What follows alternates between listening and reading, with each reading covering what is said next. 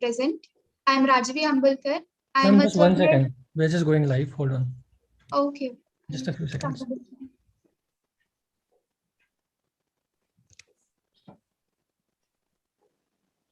Okay, you can start. Okay. Very good evening to one and all present. I am Rajvi Ambalkar. I am a third year Government Medical College Nagpur student, and I am also the college convener for GMC Nagpur team of IMA MSN, that is Medical Students Network. It is my great honor and a privilege to welcome you all to this event, Say No to Suicide, an ECME organized by the Indian Medical Association Nagpur branch in association with Nagpur District Collector Office, the Psychiatry Society of Nagpur, IMA Junior Doctors Network, IMA Medical Students Network of Maharashtra State, and IMA Medical Students Network team of GMC Nagpur.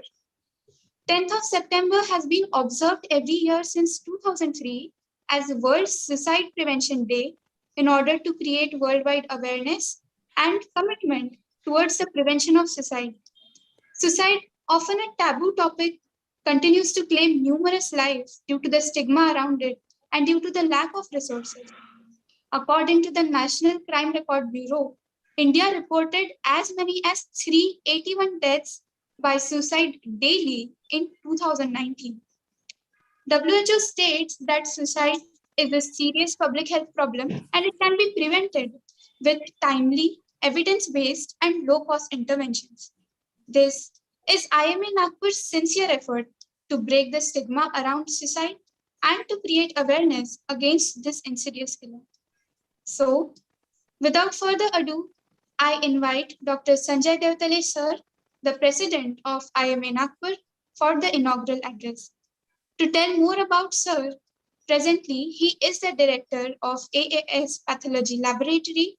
He has been the president of Nagpur JC's, one of the oldest youth organization of India in the year 2003. Recipient of the late Badri Prasad Srivastava Trophy, he has been the treasurer, secretary, and vice president of IMA throughout these years and continues to attend many national and international conferences and CMEs. Sir, I request you to please address the gathering. Over Thank to you, you, Rijvi. Dr. Sanjay, sir. Thank you. Am I audible? Yes, sir. We pay our homage to Dr. G.B. Mundada, sir, one of the pillar of the IMA. Sir expired today morning, and we dedicate this CME to him. Respected Chief Guest, Mrs.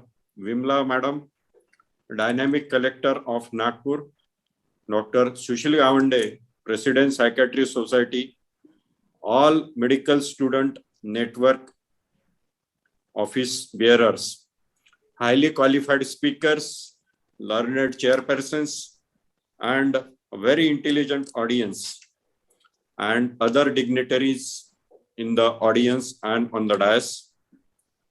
Dr. Shana Chimthanwala, Madam, who sowed the seed of this with the help of Collector Madam Ji, and Dr. Manju Giri, who has taken care to grow this plant of CME. I thank both them for a very hard work they have already done. Dr. Vase sir, our MMC observer, we welcome you, sir. And young dynamic MOC for today. So very happy to see all young brigade coming up, next generation coming up for the IMA. Suicide, daily front page news in a newspaper, causing negative impact on our life or mind in the early morning. You take out any newspaper, the front news will be like this.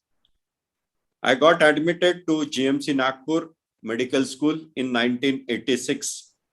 And since this year, every year we lost at least one of our colleagues because of the suicide. This means over 35 years, we have lost 35 talents in medical field because of suicide python engulfed them. So let's say no to the suicide python and take early steps to prevent it. I go behind the screen by saying, जाने क्यों हमें आंसू बहाना नहीं आता, जाने क्यों हमें आंसू बहाना नहीं आता, जाने क्यों हाल ये दिल बताना नहीं आता, जाने क्यों हमें आंसू बहाना नहीं आता, जाने क्यों हाल ये दिल बताना नहीं आता, क्यों साथी बिछड़ जाते हैं हमसे, क्यों साथी बिछड़ जाते हैं हमसे, शायद हमें साथ निभाना नहीं आता. जय हिंद, जय IMA Nagpur. Thank you very much. Over to Madam MOC.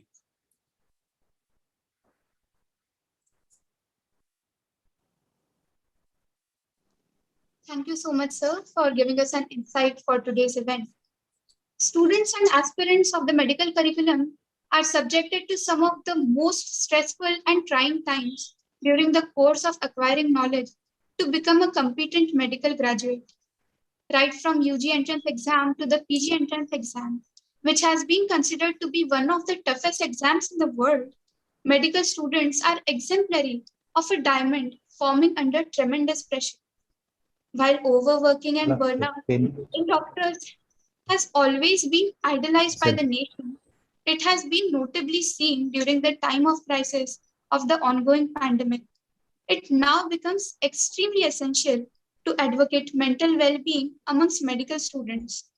I therefore invite Dr. Shiv Joshi sir, the national convener of IMA Junior Doctors Network, and Dr. Chinmay Akre sir, the state convener for IMA Medical Students Network for Maharashtra State, to lead the segment Suicide in Medical Students and Aspirants. Before moving on, I would like to tell you about Dr. Shiv sir and Dr. Chinmay sir in a bit. Dr. Shiv Joshi sir is the national convener of IMA JDN and the head of Students Bioethics Program of India of the International Chair in Bioethics. Being the founder of Working Group of Research in Bioethics, he is the National Advisor of Students Network Organization of India. He is actively working with eHealth and MedTech WMA, Primary Healthcare and Medical Ethic Working Groups of Junior Doctors Network.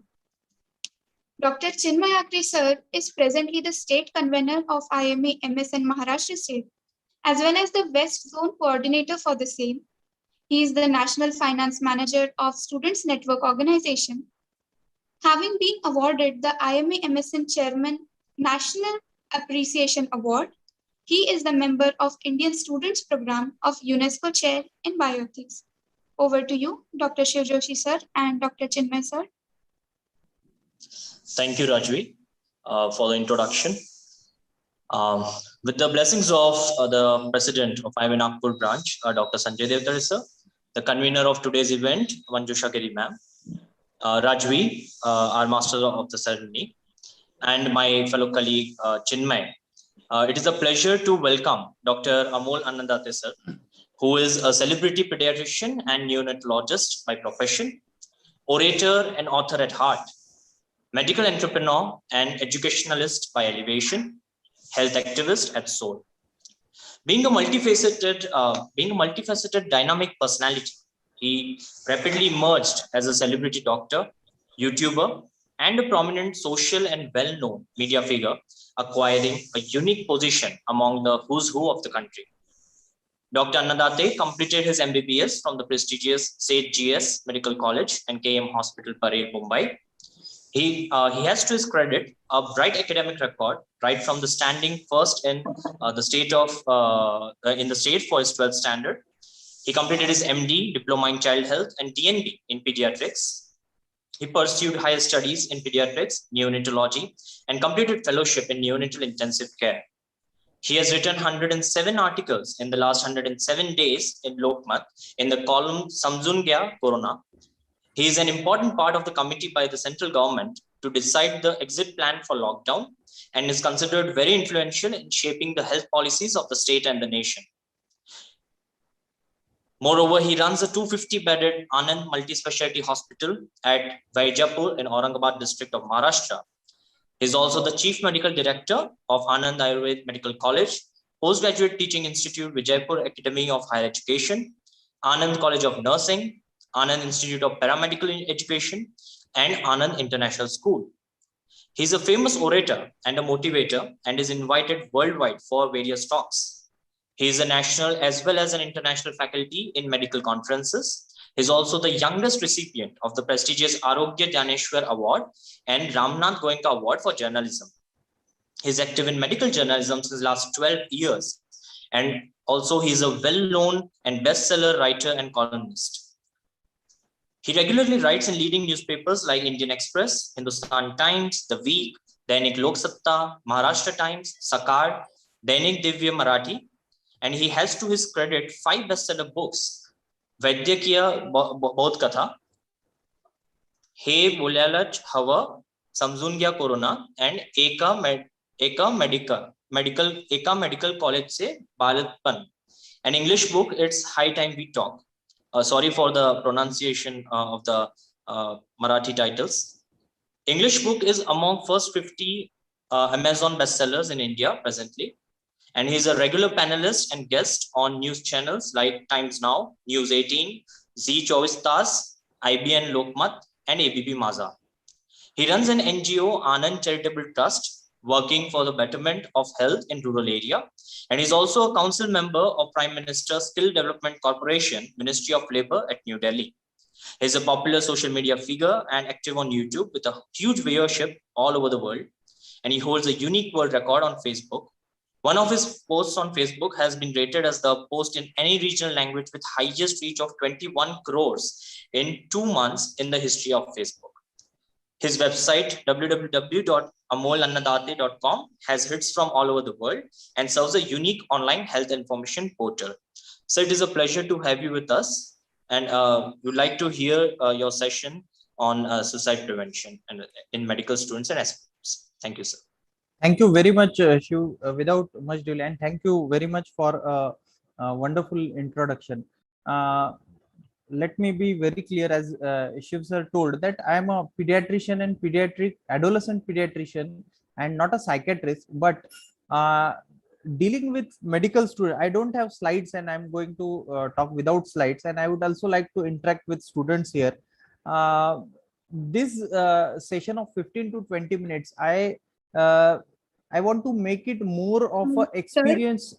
Amol sir, Yeah? I'm really sorry to interrupt, but the chief guest for today's function is here, Mrs. Sorry. Vimla. Okay. It is my honor and privilege to invite her that she is present here. Mrs. R. Vimla, she is the IAS and Honorable Collector of Nagpur District. As the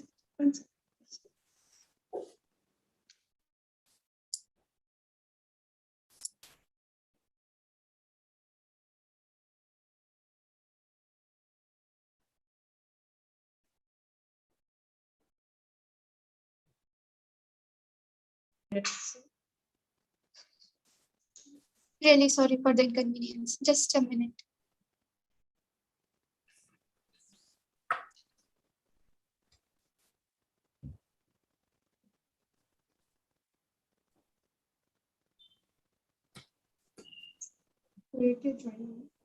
Piyush को पूछो।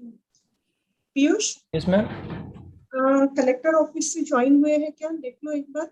नहीं, I can't see her, ma'am. Madam उसमें है क्या? दूसरे इसमें नहीं, वहाँ पे भी नहीं है. नहीं है, क्योंकि उधर से फोन आया है मैडम ज्वाइन हो रहे हैं। Yes. I can see her. I'm promoting her to panelist. हाँ, प्रमोट कर दो मैडम को प्लीज।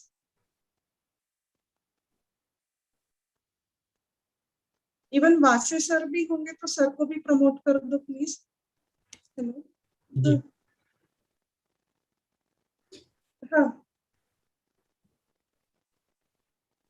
हाँ करते हैं अभी, एक मिनट करते हैं।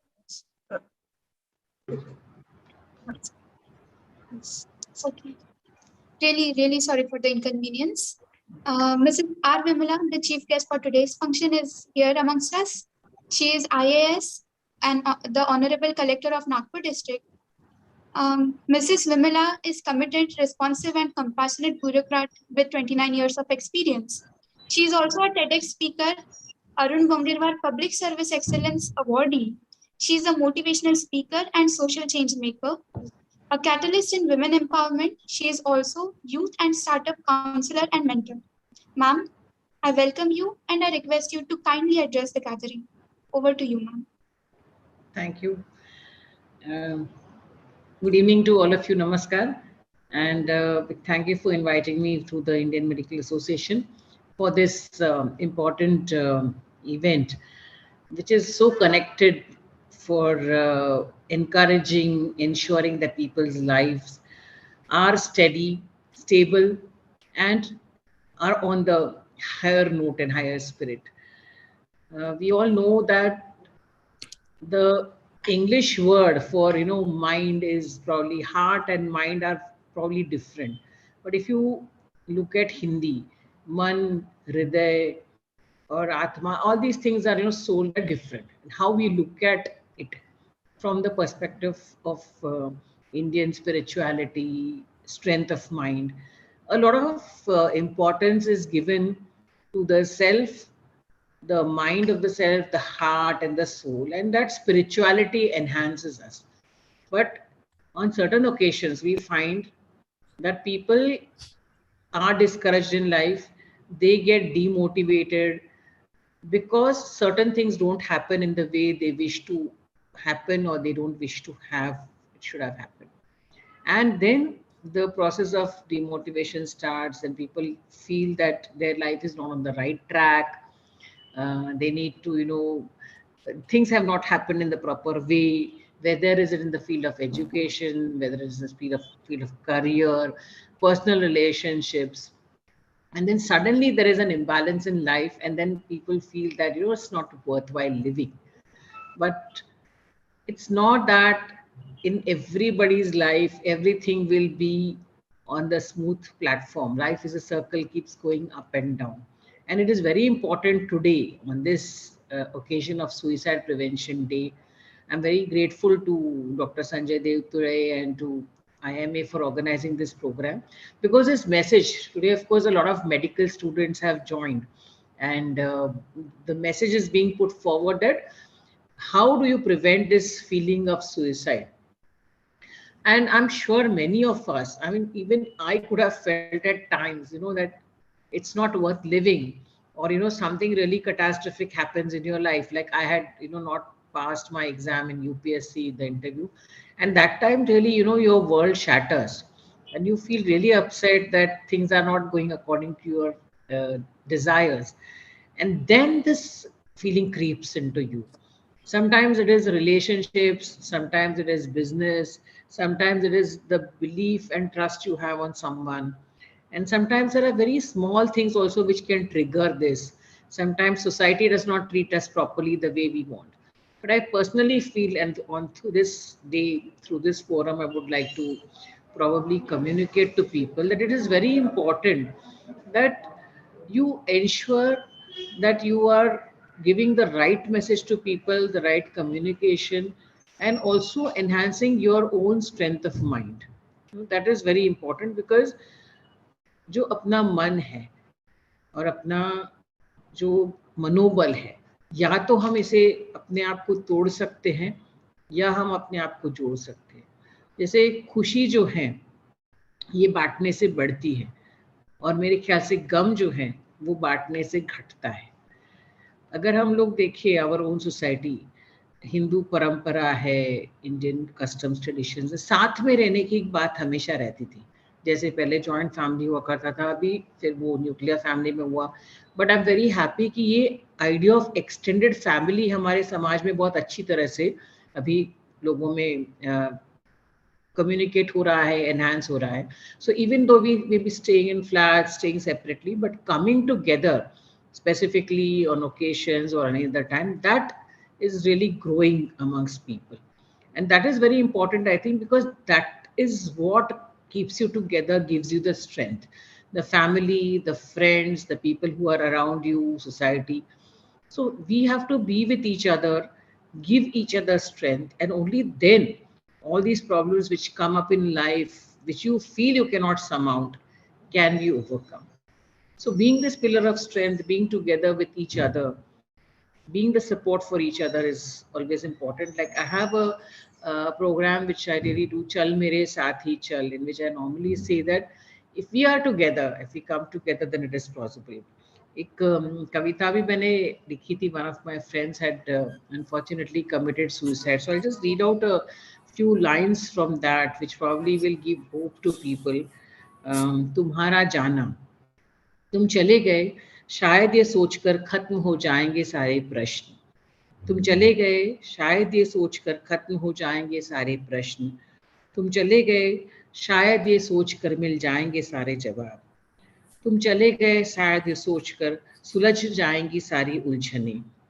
तुम चले गए, शायद ये सोचकर कोई तुम्हें नहीं समझेगा जनाब. तुम चले गए, शायद ये सोचकर तुम अकेले बेबस लाचार. And then it goes on for a lot of time giving reasons कि तुम चले गए. And then finally I ask, तुम चले गए, ना रुके ना सोचा, पर क्या वक्त रुका, क्या साबित हुआ. तुम चले गए, चला गया बेजोड़ व्यक्तिमत्व. तुम चले गए, टूटे हजारों के सपने और विश्वास. तुम चले गए, गिरा अपनों पर पहाड़. Normally the person who commits suicide does not think, he at that time is so entangled in his own thoughts, in his own miseries, that he does not think कि बाद में क्या हो सकता है, हमारे पेरेंट्स पे क्या गुजर सकती है, हमारे दोस्तों के साथ क्या हो सकता है, फैमिली को क्या हो सकता है, फ्रेंड्स को कैसे लगेगा. सो अब वो बेजोड़ व्यक्तिमत्व होता है. Still he forgets that. चहकते मुस्कुराते तुम, औरों को धीर देने वाले, ना समझ पाए बादल गरज कर बरसते या बरस कर निकल जाते, पर आसमान रहता वही. The cloud is all, the sky is always there to protect you.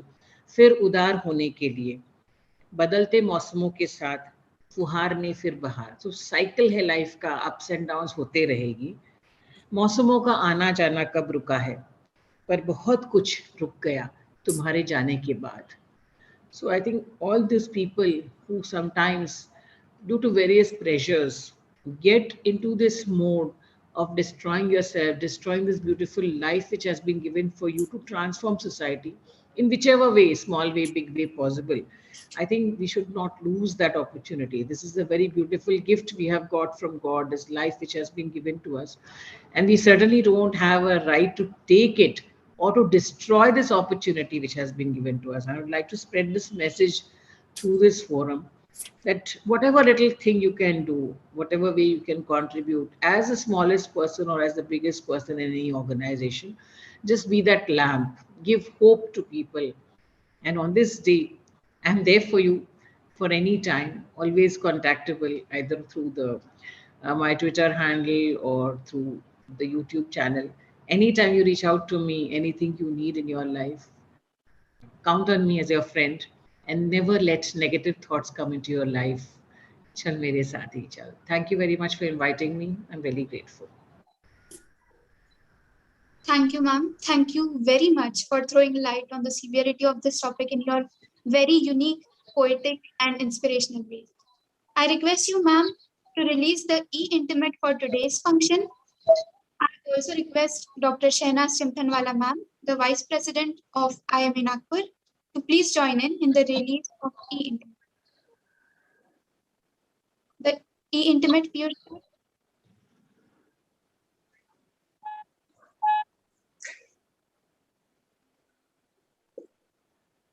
Yeah, I'm just Hello. sharing. Yes.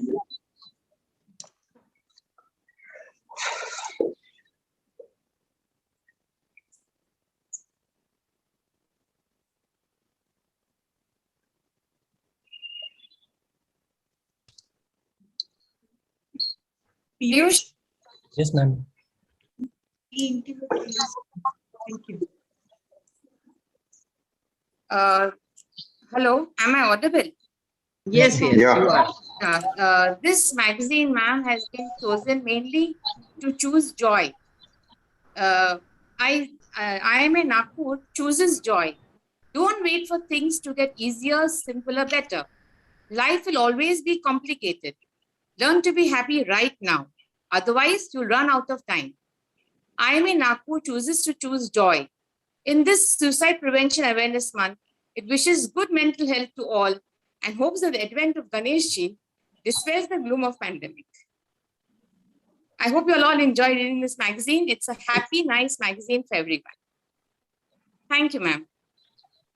Thank you, ma'am. Thank you very much. And I definitely choose joy. And I'm sure all of us will choose joy on this day and try to make this world as best as possible. Yes, ma'am. Surely we will. Ma'am, Vimla ma'am, I also request you to accept the e-memento as a token of gratitude from IMA Nagpur. Thank you. Pure sir, the Thank you e-memento. so much. Thank you for being with us, ma'am. Thank you. Thanks a lot. Moving on, I'm really sorry, Dr. Anmol Annadate sir, for keeping you waiting. But we are now all ears and we are really willing to listen to you. So over to you, Dr. Annadate sir. Thank you very much, Rajvi, and thank you very much to Collector Madam, Honorable Collector Madam R. Vimla Madam, for a wonderful address and a very good start to today's CME. So, being a pediatrician or more being a medical professional who is running medical institutes over the last 6 to 7 years, I wish to share my experiences, and I would like to urge the psychiatrist here or Indian Medical Association to act on that lines, that the things that would correct the mental crisis that we are facing at present in medical students. I have around 400 medical and paramedic students in my campus who are students of nursing, Ayurved, and physiotherapy, along with postgraduate students of pediatrics and gynec. I think we all haven't forgotten the suicide of Dr. Payal Tadvi from Nair Hospital, and I felt very sad when I had to face the media and talk to them about the mental crisis that we are facing in medical field. And more than that, we all know that Payal Tadvi was victim of a very ruthless hierarchy that we see in medical field. Pardon me for some things, because I think if we don't discuss some things very clearly, we can't reach to the solutions. I don't know how many of you are aware about the suicide of Dr. Shinde, a second year MD resident at NDM VP Medical College, Nasik. And connecting to what R. Vimla Madam said, just in the month of August, there is suicide of two UPSC aspirants in Chandigarh and one in Sonpat.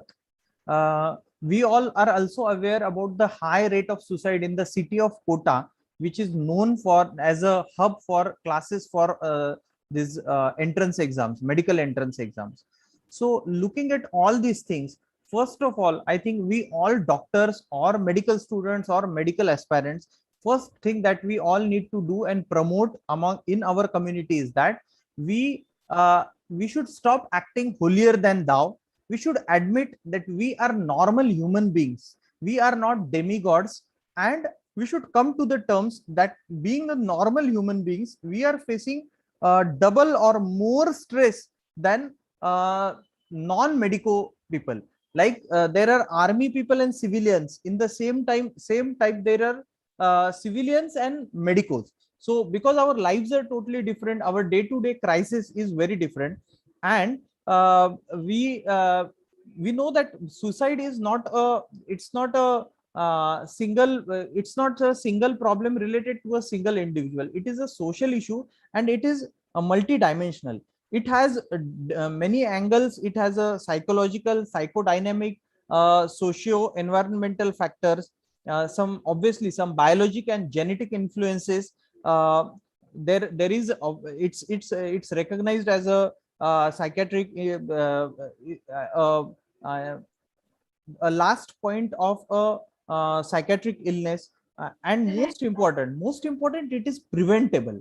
So the first thing that I want to tell is that Maharashtra University of Health Sciences has promoted a very good mentor-mentee program in every medical institute and paramedical institute.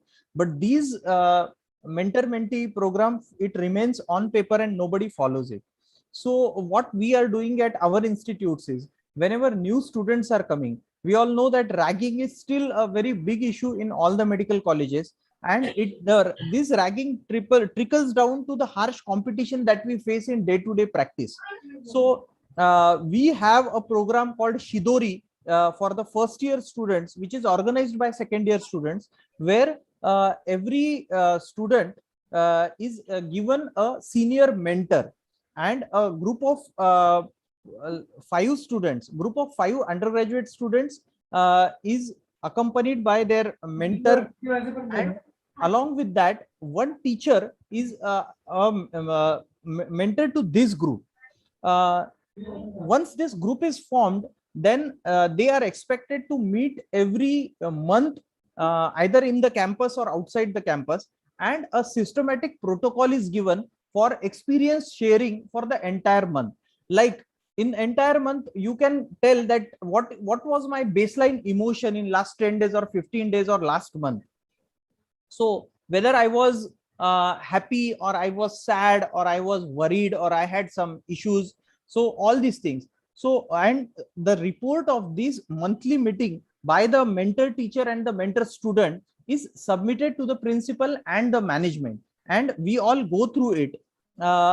I'm very happy to tell that we picked up many depression students. We arranged counseling, we arranged psychiatric consultations for them, and none of them needed psychiatric medicines. Most of these students were in a very early stage of despair, and they could be supported with counseling and sometimes action that was needed. For example, there are many medical students who have lost their parents due to COVID-19. In my own college, we have 2 students who lost their parents due to COVID-19. One of them had a good economic condition, so she just needed emotional support. But there was one more student, one more male student who had economic crisis. So we arranged a campaign wherein we collected some fund from all the students and teachers. All the teachers, they gave 3 days salary this as a donation to this student, and we helped them. We called him, and we offered this help to him. So this gave a feeling that my community, my peer group, my professional group is with me. So I think this is the thing that is really lacking in our profession.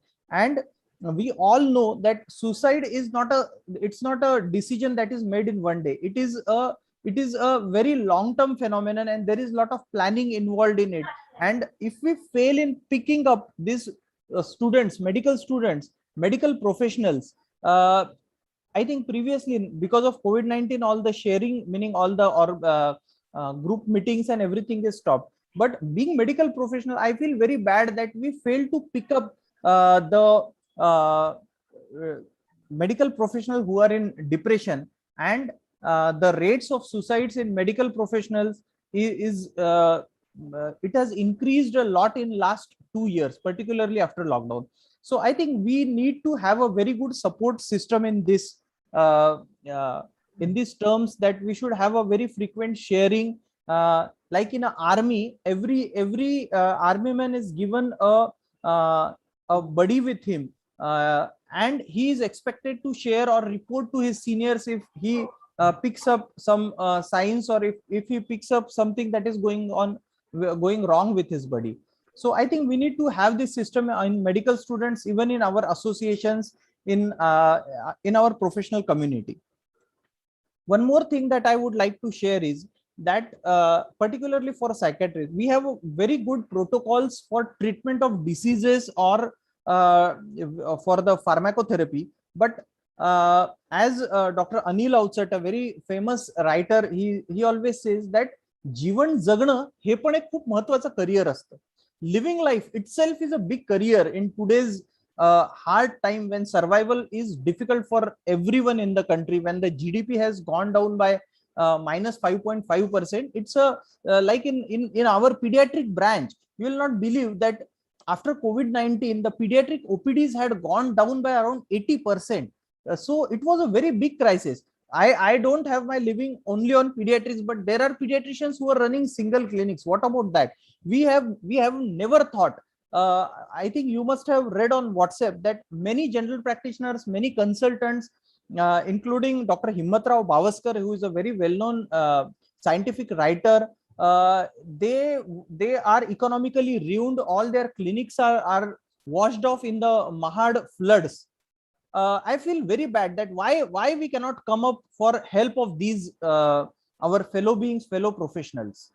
This is where we should act on, and we should have a very good, well organized system. And I remember Dr. Manohar Parrikar, ex-defense minister, he told me that Amol, he was a IITian.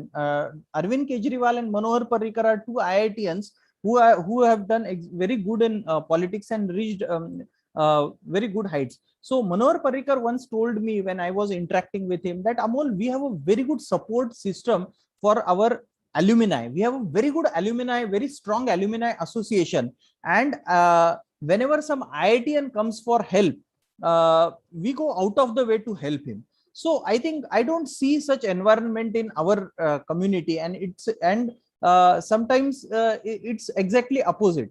So I think right from the medical in the medical curriculum, we should have a subject, since our profession has more stress, a very extraordinary stress. So I think we should have something that promotes positive psychology, something that teaches us how to go through tough times. Because what happens is, when we come for medical curriculum, all these students are usually the toppers or considered as the cream of society, and they have hardly seen failures in their life till they are 10+2, till they enter the medical school. And after the medical school, the life is very different, and medical field is a series of failures. Being a doctor, you have to face failures in treatment. We have to sacrifice your personal life. There are a lot of things, but we are never taught in our curriculum how to deal with this stress. So I think that developing how to develop a philosophy of your own life, and how to develop philosophy of happiness should be definitely a part of medical curriculum. Spirituality should be definitely a part of curriculum. Even in management at IIM, spiritual leadership is taught these days beyond the regular leadership training programs. So I think it's a high time, particularly after COVID-19, when a very challenging time has come up for the medical field in all terms. We should have something that teaches happiness in our for our medical students in our medical schools. The second thing I would like to tell that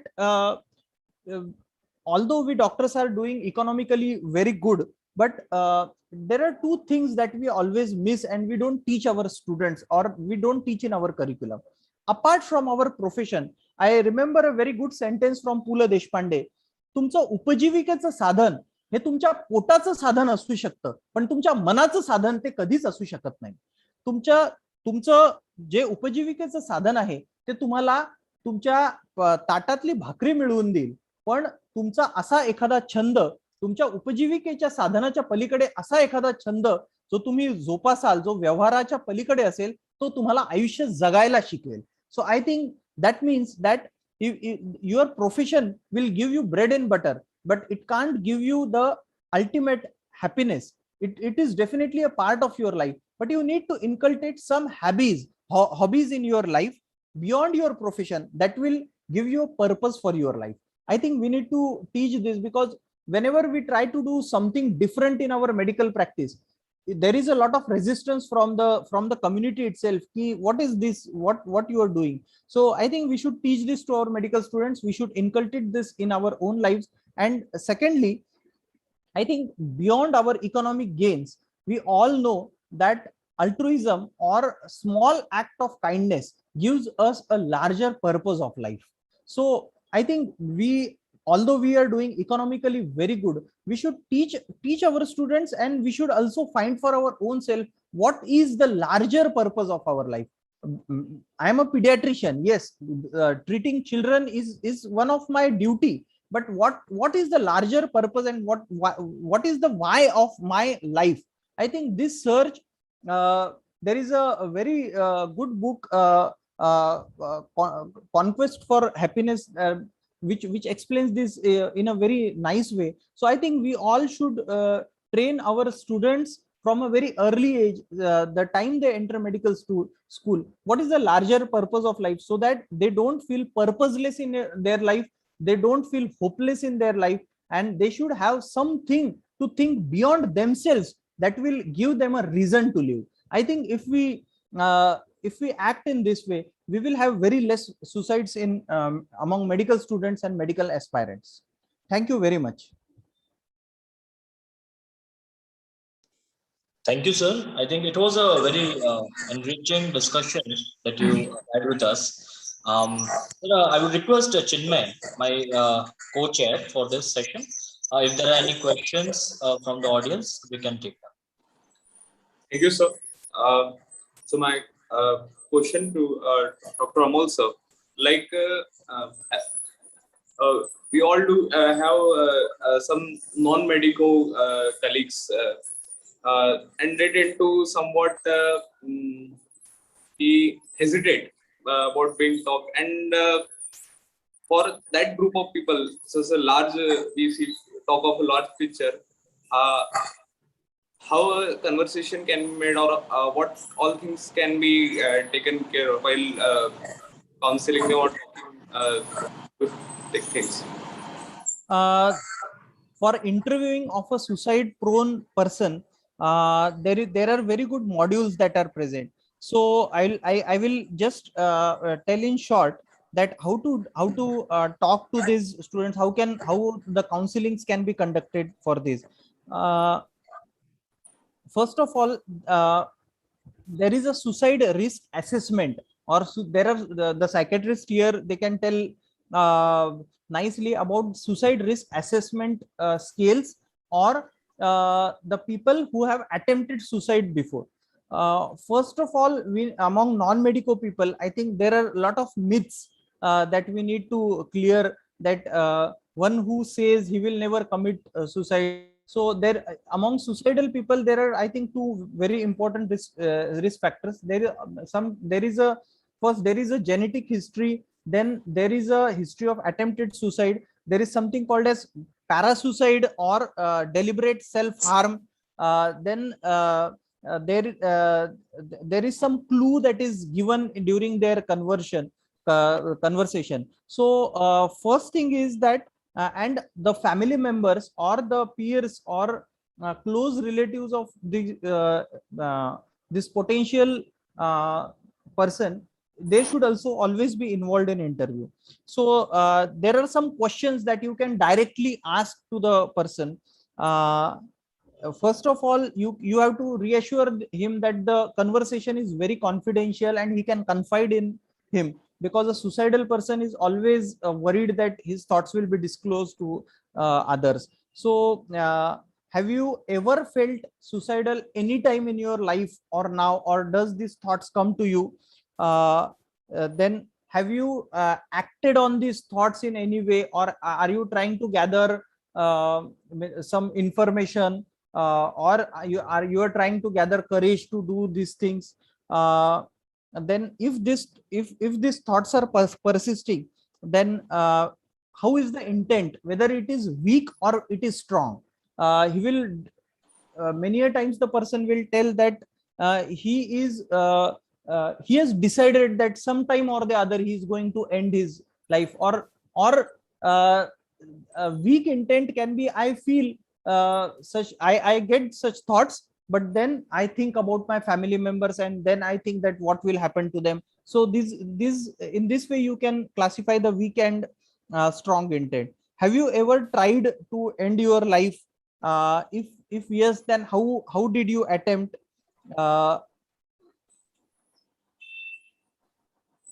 If he has if he expresses strong intent, then first of all, a psychiatry reference and maybe some psychotherapy or pharmacotherapy is must. So motivating the person to seek help, telling him very firmly that this is a permanent, this looks like a permanent solution to a temporary problem, and showing him the picture of, or telling him, talking him, making an emotional talk about the people who are dependent on him, and giving him example that if this phase is passed, then a very nice time is waiting for him, and referring him to a psychiatrist.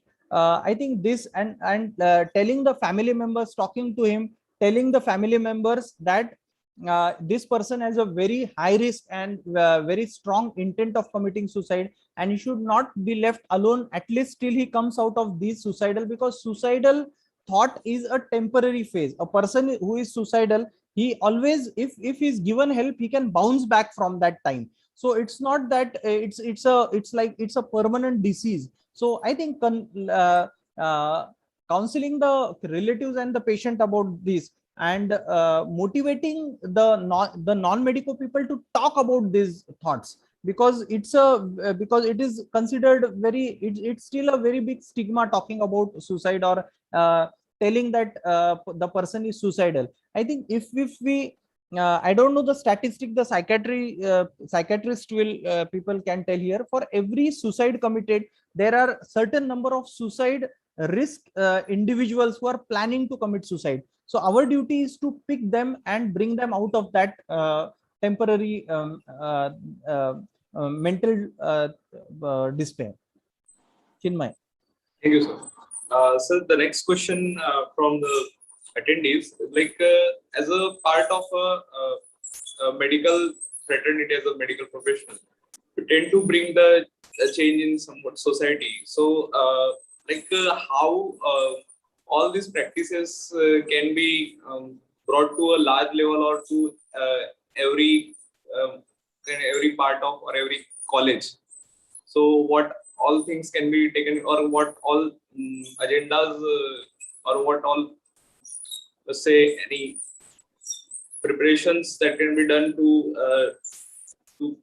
take this message to the every people and every individual of this country, or Chinmay, as I told you, there are very good protocols that are set by universities or even councils. We get regular notices by the councils to whether we are looking after the mental health. But all these things have remained on paper. As I told you, as I talked about the mentor-mentee program, and I feel very sad that we have the first thing that I would like to tell about medical field, and again outside in the community, that we have, because we are trained in the English system of medicine, meaning we have inherited the UK system of medicine. There is a very strict hierarchy, meaning even as a postgraduate student, there must be very I don't know how many postgraduates are at. We are not allowed directly to talk on the way to our professor or our head of department.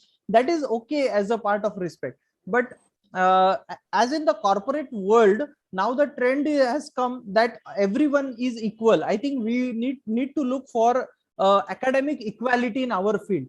Now today I have come to, as I told, I'm traveling today, and I had come to inaugurate hospital of my PG student who is trained under me. I am talking from his home only now. I finished the inauguration and came here. So I think from today, he is my friend. There is no need to call sir or anything. I'm not sir. Sir is something that was awarded in England as a very big designation. It was awarded by the Queen of the land. So I think we should come to the terms that once we finish our postgraduate, or once our students are our friends, and we need not follow a very tight compartment hierarchy in ourselves. As I told, I lost the link. In corporate world now, nobody calls anyone sir or madam. You can call, even in some countries in medical field, this is followed. I can understand that being in a meaning following like a typical, we have come from a Gurukul tradition in our Hindu or our country system, so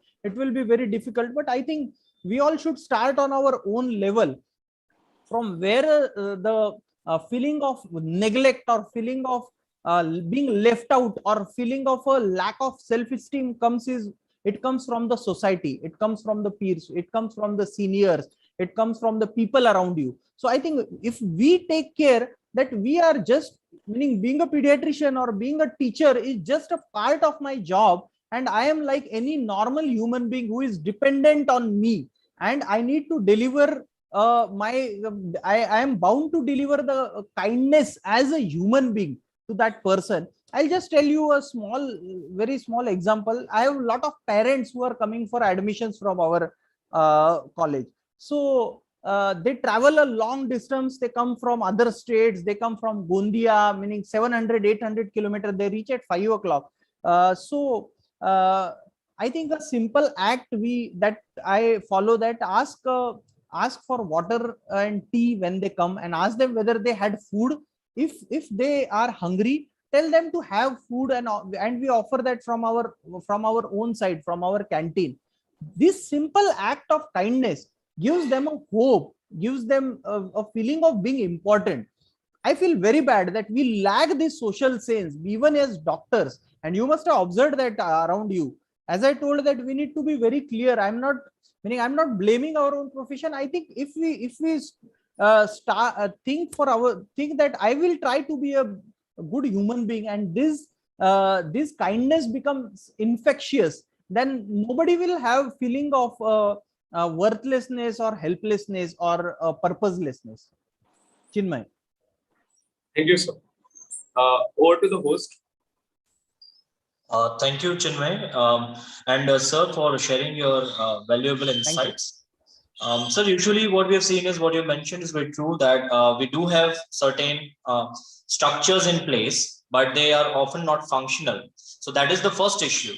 The second issue that I think we need to understand is, even if these structures are well in place, it becomes very difficult to identify a person who is going to commit a suicide. Because I'm sharing this from a personal experience. One of my close friend, he was from an immediate batch of MBBS. Just after my batch, he entered into the medical college, and he was from Nagpur only. So we had a very good terms of, we were like friends. And one night before he committed suicide, we even met. He came to my room, he took some books, he took some markings for the question, because he was going to appear for his final examinations. And he was a good chap. He was also culturally active. I mean, we never thought he could do something like this. We never thought this.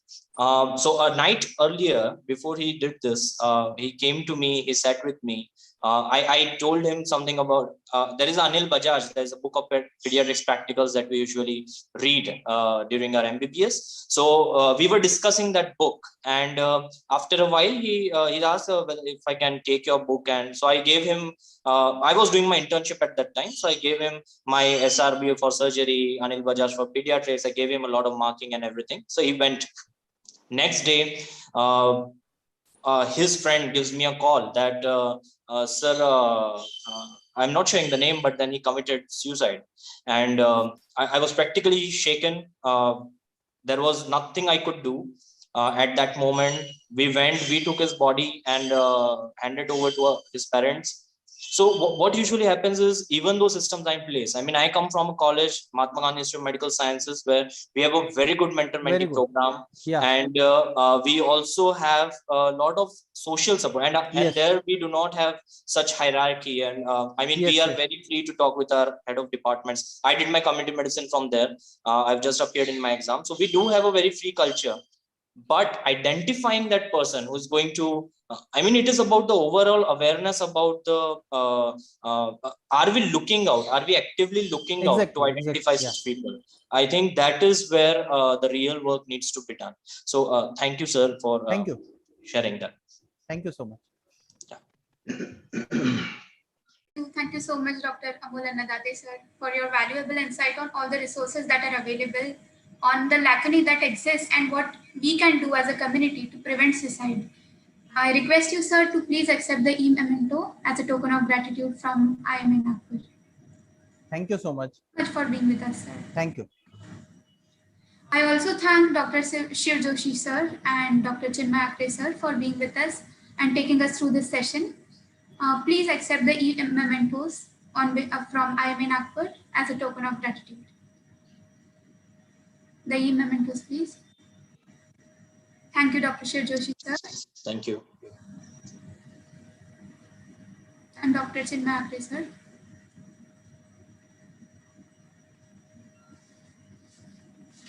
Moving on.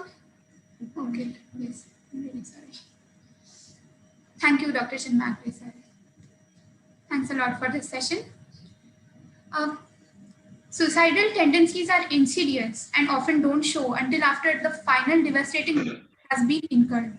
That is the loss of life of a dear one. Suicidal thoughts are abnormal, but they are not uncommon.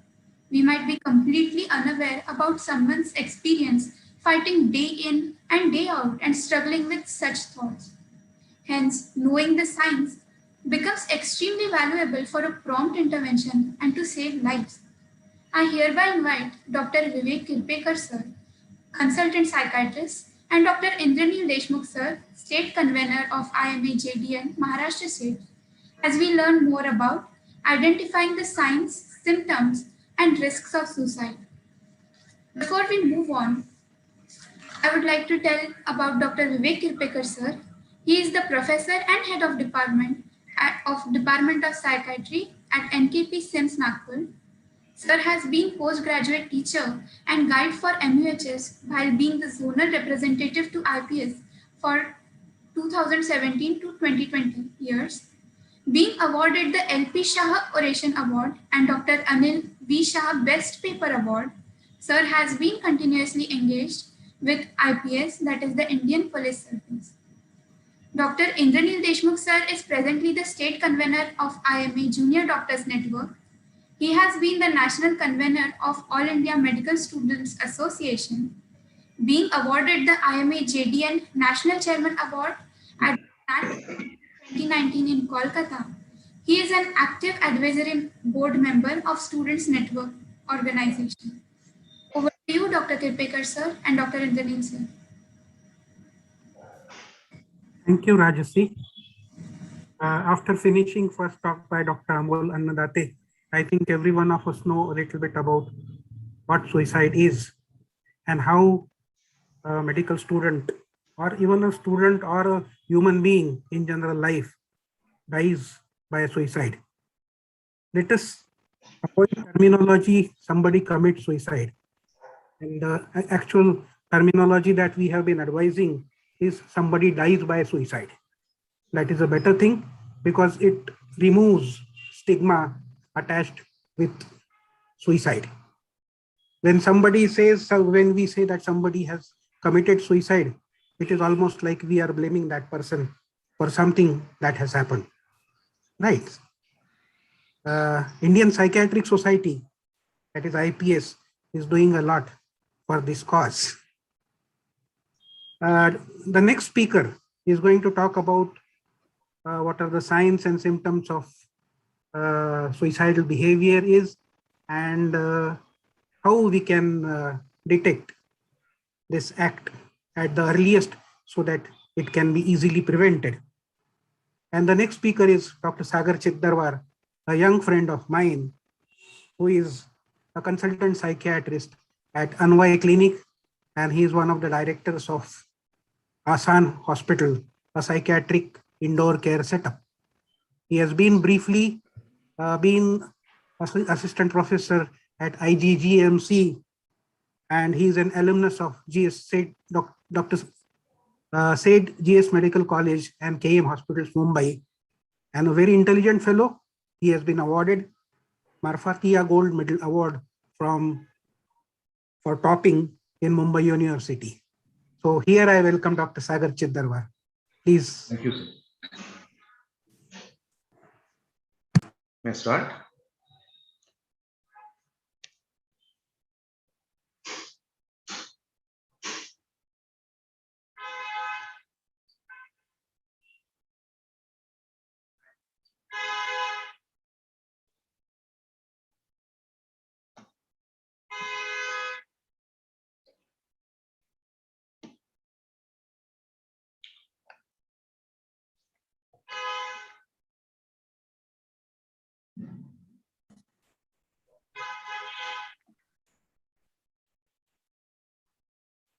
Start the slideshow from the first beginning.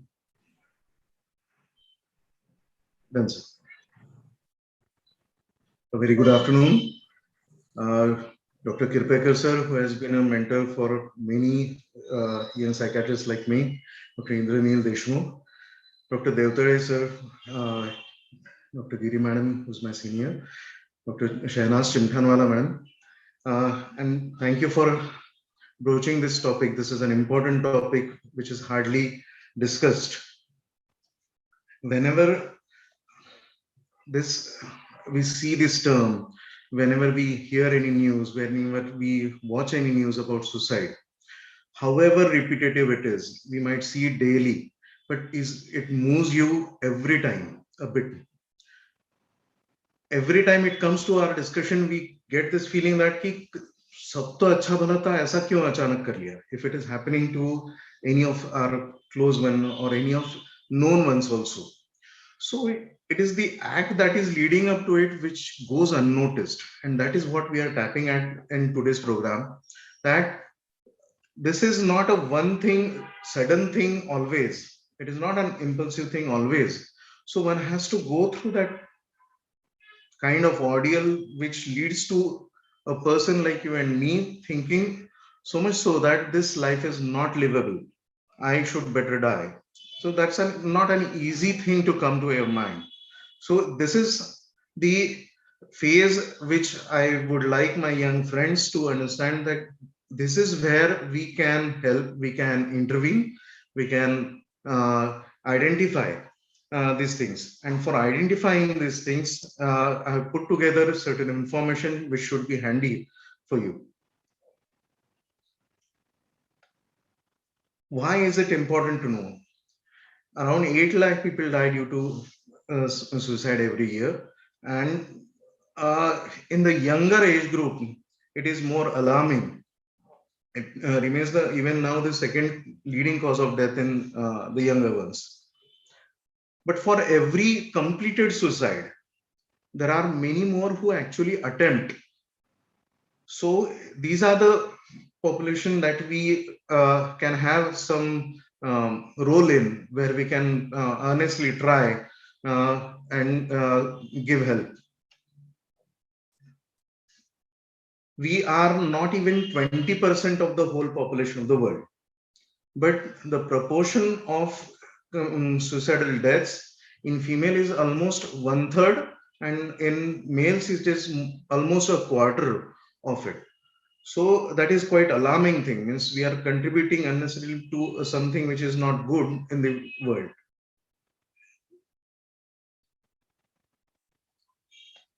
Of all the states, the so-called the educated belt, the progressed belt contributes more. As we have seen in this picture, the southern state, the proportion is higher. So why is it important to know? Because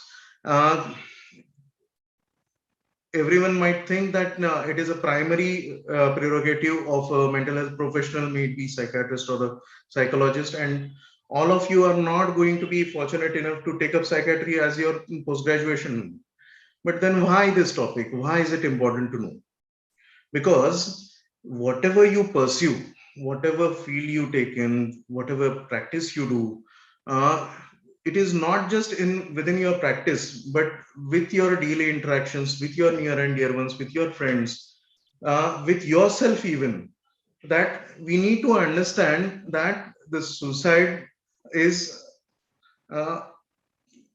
usually communicated before it is done. So we need to identify these things. They desperately try to communicate somehow, as we have seen this, either to letter, or they try to hold on to something. And if we can provide that little hand of help, it would be very important. So before going to the core topic that is very important of identifying the warning signals, I'm going to acquaint you with 4 such cases, which will give you a know-how of how what we are dealing with. I had seen Mr. Iyer, who was a retired government servant, who was reported to me with multiple suicidal attempts. Friends, he was a case of severe Parkinson's disease who could barely walk on his own, but he made several attempts to just, he would sneak out of his bed, try to go to the well in the big house they had. Mr. Iyer has been a very perfectionistic person. He was known for his good work. But since the time this illness had, Parkinson's was there, he was almost gradually, it came to a level where he was bedridden. He was very guilt-ridden when I met him because he never had seen himself, or it was painful for him to see him dependent on others for even the trivial things. That loss of independence was eating him up. He was very upset with certain gastric discomfort even. So that was the last straw that he felt, and he was hell-bent on committing suicide. On interviewing him, I came to know that he was having severe depression for long. What difference it made was that every problem was seen as a catastrophe, and the reaction was that intense. When he received treatment for severe depression, he was much better and did not commit any attempt to end his life. This is a case where we usually see in government hospitals. She had come with complaints of consuming 10 tablets of paracetamol after being scolded by her mother-in-law. When I spoke to her, she was very regretful of that. And how can a person like me do this thing? I had never thought like this, but on the backdrop, there was some frustration which was going on for long. She was married to her first cousin only for a year, and she could not pursue her education further. She was feeling let down by her husband, and she wanted to live separately because she was not very comfortable with her in-laws. On this backdrop, it took just a simple scolding by her mother-in-law in front of her neighbors whom she was friendly with, and then she tried to, the first thing, she went in and just saw a strip of paracetamol and consumed it. This guy was, I attended in a general hospital where he was admitted with cutting his wrist when his girlfriend refused to meet him. When I saw him, there were many more superficial cut marks on his left arm. And the reason was he was so insecure about his relationship. He was so adamant on so many things that she should pick up my phone every time I call her. She should not behave like this. She should not talk to this person and things like that. And even if anything was not met, he could not just tolerate it, and he would cut his wrist. As per his version, it was like there is no other thing that comes to my mind, and just I feel like I should cut it. So that also teaches her a lesson, and it gives me a release. So this was another view.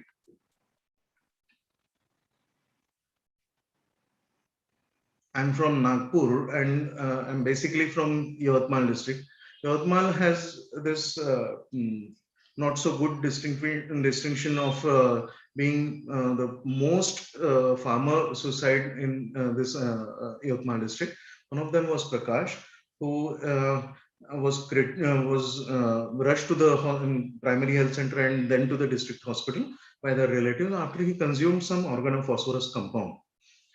When I interviewed him, I came to know that he was harboring this idea for months together. He was contemplating it very heavily. He had left a suicide note.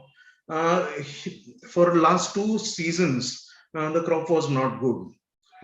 One time there was a scanty rainfall, and the next time it was over the expectations, means too much of rainfall. But he had lost the crop. He had taken a loan.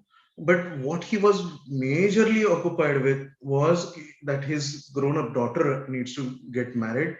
She's an educated one, should find a good match. And maybe I will not be able to live up to that expectation of the groom's side? How will I arrange a good in this a good wedding and the things like that. So there were so many issues, but what was the topping point was his the apprehension about the daughter's wedding.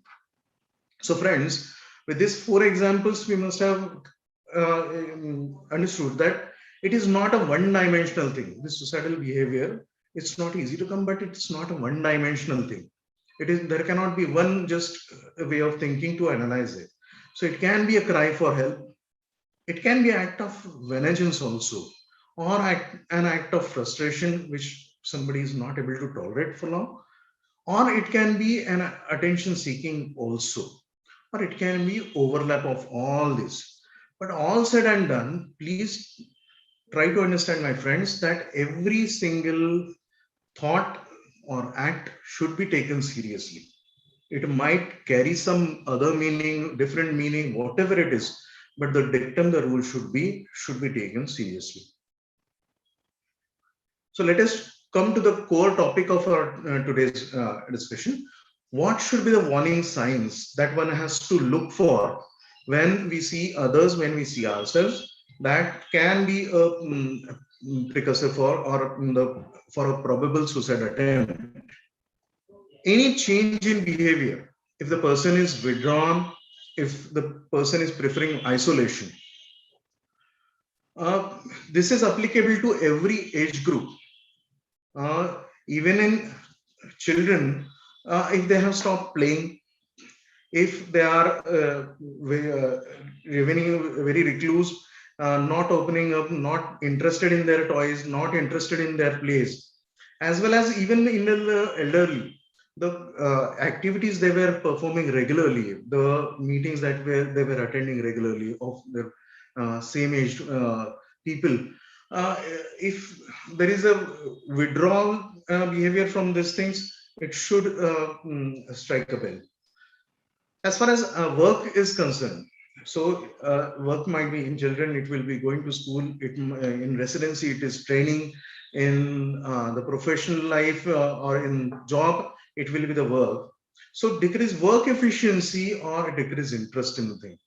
And the most notable is the absenteeism. As we are discussing about the young medical students also, or young medical residents also, absenteeism is seen one of the things that should ring the bell if there is anything wrong with a person, and one should intervene. Increased substance abuse. That is, and one of the commonest stress management unhealthy technique that people use, कि कुछ भी तनाव रहा तो आज बैठते हैं ऐसा है. I would rather suggest कि आज बैठते हैं लेकिन ये नहीं बैठते हैं. That should be more comfortable. Whenever there is a withdrawn behavior and increased substance abuse, then there is something very serious brewing in. That should be the indicator. Seeking access to lethal means. One of my colleagues, he brought to his, the attention that the OT sister was collecting too many the vials of propofol, an anesthetic agent. That was something unusual. Injection propofol is a good anesthetic, but in excess, it can be lethal. And that's what exactly it turned out to be. She was upset with something and she was not having any respite, and then she was harboring this suicidal intention. Careless and risk-taking behavior, which is usually unusual of the person. The person was never like this, and there is a sudden change in behavior and he has grown very restless or very careless then also. One interesting thing that we have observed is one who has made up a mind to commit suicide, usually at times they start disposing assets. I'll give you an example where one of my doctor friends, he called me saying that his mother, who was she's such a graceful lady and who had a prize collection of her sarees, started distributing sarees to the maids and neighbors. So that was very unusual. When I asked her, she has grown very lethargic these days, very remains aloof. अशी कोमेजल्यासारखे राहते अशी आई असं त्यांचं म्हणणं होतं. So actually it turned out to be that after loss of his father and was harboring a wish to die, rather I better go and I should dispose of the things that I actually love for. So when we treated her, when we counseled her, she got better, and we could not take back the sarees, which is something very interesting one should know. Now the red signals. These were the warning signals. These are the red signals that every time and any time this should be taken seriously. Threatening to hurt or kill or talking. Usually it is seen that most of the people who have this ideation, they want to communicate, they want to ventilate somewhere. They don't get any place, or they get any place, they get some reliable person to open up to. That is quite at times possible, at times not possible, but every utterance of this wanting to kill herself or himself should be taken seriously. It can be at the peak of anger at times in the fights, but otherwise usually also very calmly and composedly, if somebody is telling, it should be taken seriously. The communication can be otherwise also. There are people who are having a good habit of writing their diaries. Written communication, writing a note, nowadays it is quite possible in the virtual world also. So whenever this kind of communication, it should raise the alarm. When there are repeated utterances that I don't feel there is any reason for leaving now, there is no sense of purpose in life. After COVID, unfortunately, there are so many people who have lost their near and dear ones. After this, this kind of feeling has come up very highly, that after losing a spouse, after losing the children or a child, they feel there is no sense of purpose in life. One of my patients was attending her special child. Her child was special child. She was almost vegetative and had to be attended for almost everything. For 14 long years, she was attending, and she lost her child. And after that, she went so blank, and that's when she tried to harm herself. And because she felt that there is no reason, there is no purpose in my life. Then feeling trapped, like there is no way out. Usually this happens in the marital conflicts as well as the job scenario, where people think that, yes, my job is important, but at the same time, the work atmosphere is not that good. I'm feeling vacant. I'm feeling very suffocated in this. But if I lose the job, then it's not an easy thing for me to cope up with. So that feeling of trap is very detrimental, and that can lead to further suicidal ideation. Of all the studies throughout the world, the foremost factor that has come associated with suicide is hopelessness. Now, that means I just don't feel I'm going to get any better. I just don't feel the situation is going to get any better anytime in life. That kind of hopelessness. When people say that, yes, I won't be a problem to you much longer, especially children. Yes, it should be addressed. One should sit down and have a talk with the person. So what are the vulnerabilities that increase the vulnerability? What are the risk factors? Not everyone will commit suicide, but there are certain factors which we should understand. Okay, these are taking the person towards more chances, more probability of suicidality. So of all the factors, the single most commonest is the previous suicide attempt. That is the factor which one should be, means hereafter everything should be handled very carefully. Younger age, the 15, 20, and 29, it is the leading age where this happens. In older age, there is a lower prevalence, but more recurrence, as in like Mr. Iyer. it is usually seen that female attempt more and the males complete more. Why so? Because female tend to resort to non-lethal or less lethal means of hurting themselves, like overdose, consumption of tablets, and likewise.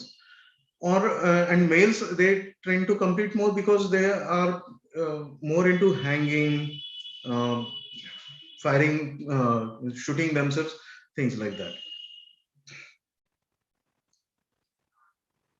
Usually, it is considered that the divorced or separated, widowed, and single people are at particular risk, especially in West, where this proportion is much higher than our population.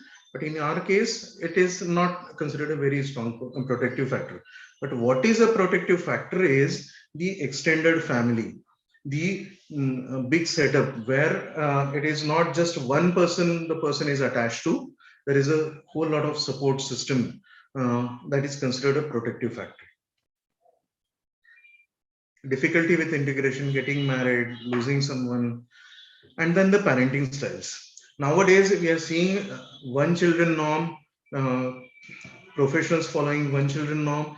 At times, it results in undue focus on the child. It is seen that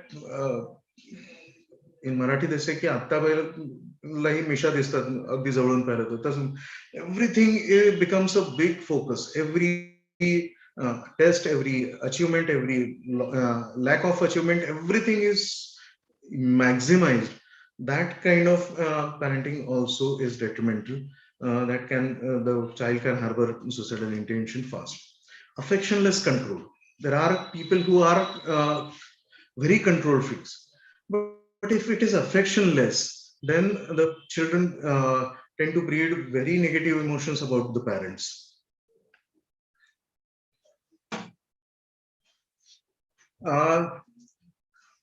The incest, the incidence of incest is much more than we believe in our society. It carries a very large and very longer lasting imprint on the victim, and it has its own kind of consequences, problems the person has to go through throughout the life. So this history is also important.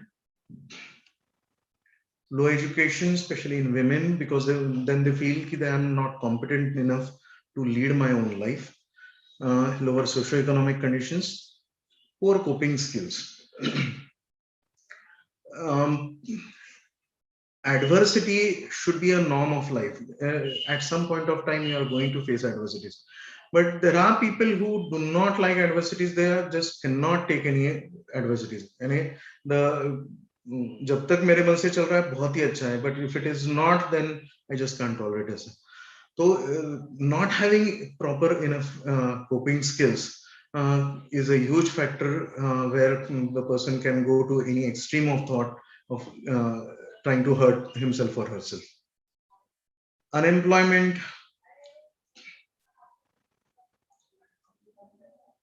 and then there are professions with access to lethal means where the observed proportion of suicide is much more than the rest of the population.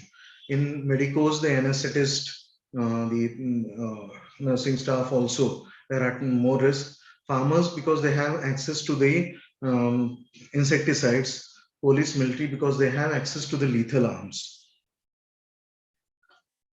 In most of the cases, it is the trigger is some negative life event, which is triggering factor. I'm not saying the reason, but the triggering factor.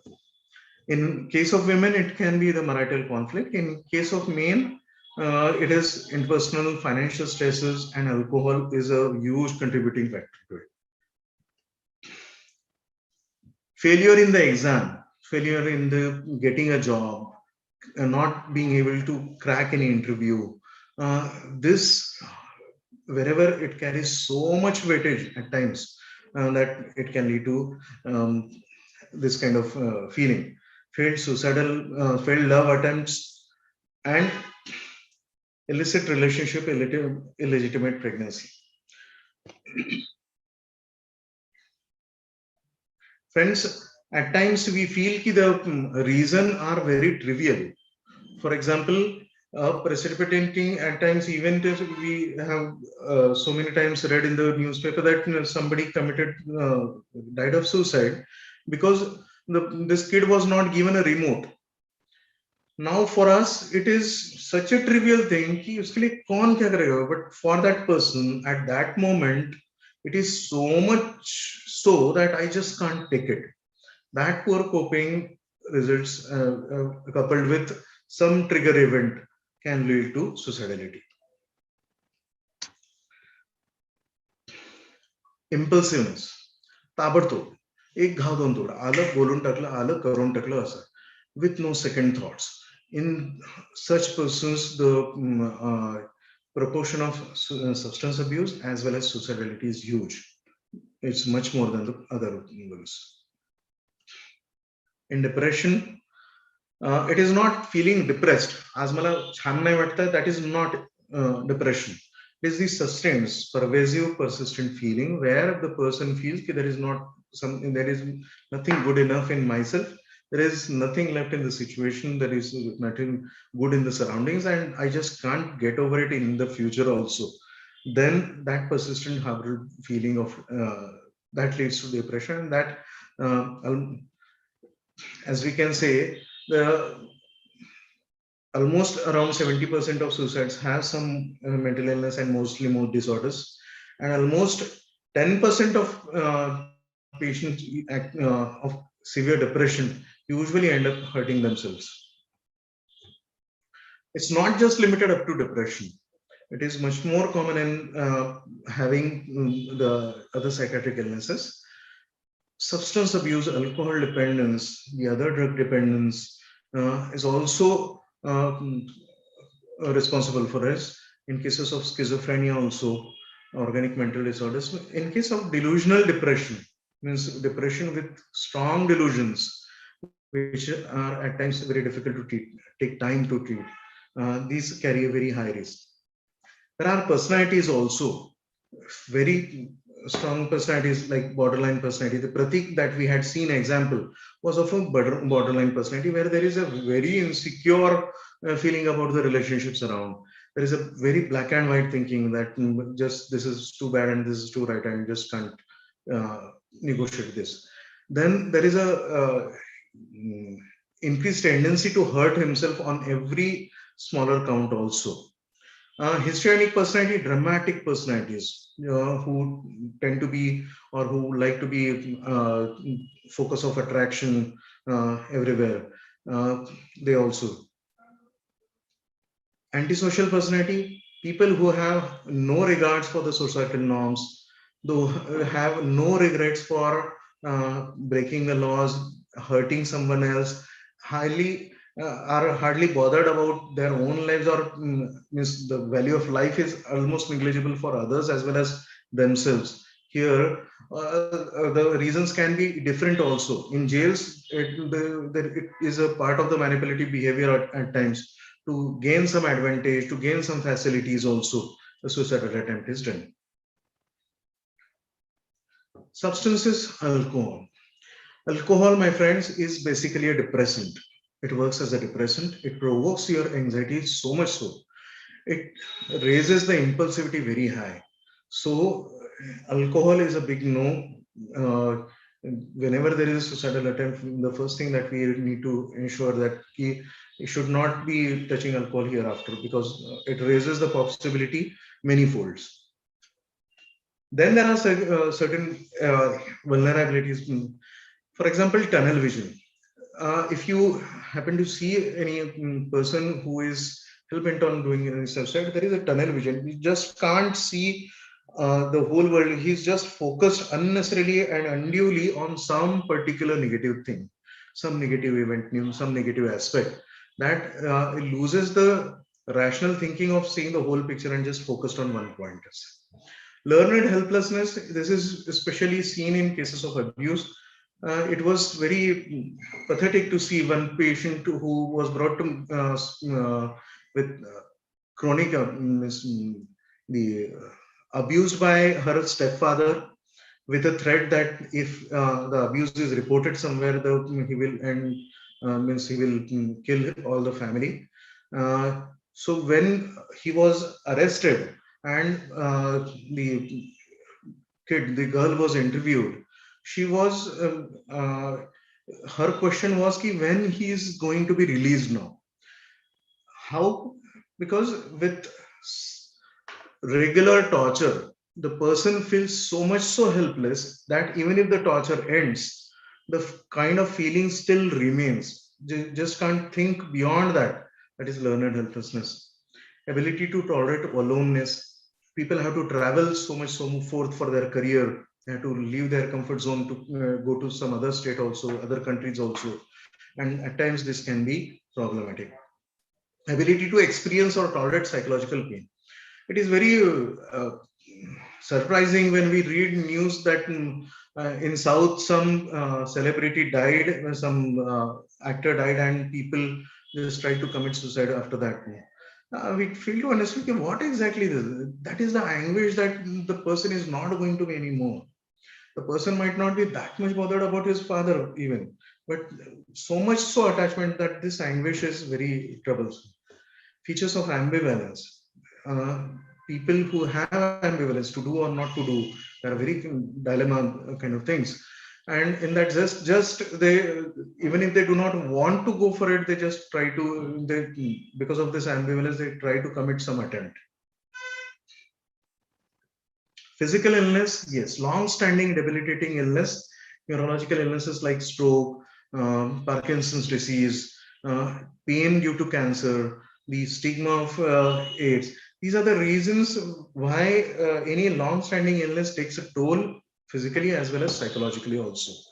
That results in depression. The common reasons being poorly controlled pain, loss of independence, fiercely independent person, as you have seen in ICU, that is don't like ICU. That fear of that loss of independence is not taken. Stigma and the feeling of hopelessness that even if I'm treating myself, I don't think it's going to recover.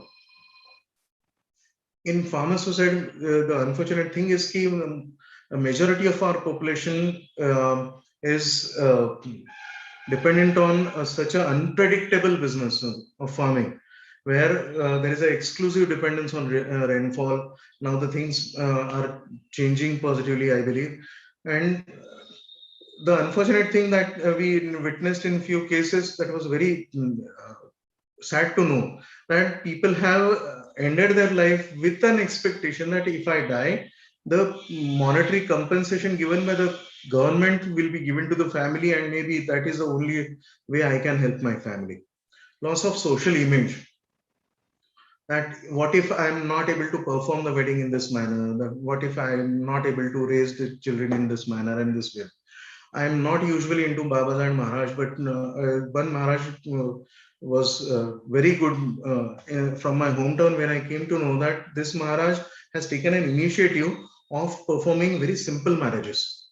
The COVID has actually grounded us in a way where we are now having 50 per party weddings.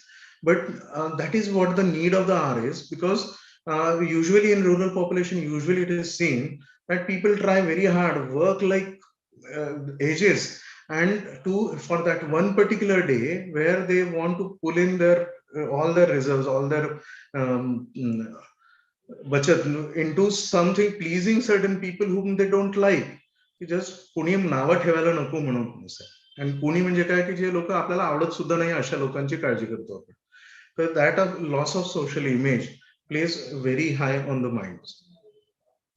That is how we Dr. Amul has mentioned about the risk assessment, how the method has been, if the person has committed any suicide attempt before, what the method is. Was it that lethal? Was it non-lethal?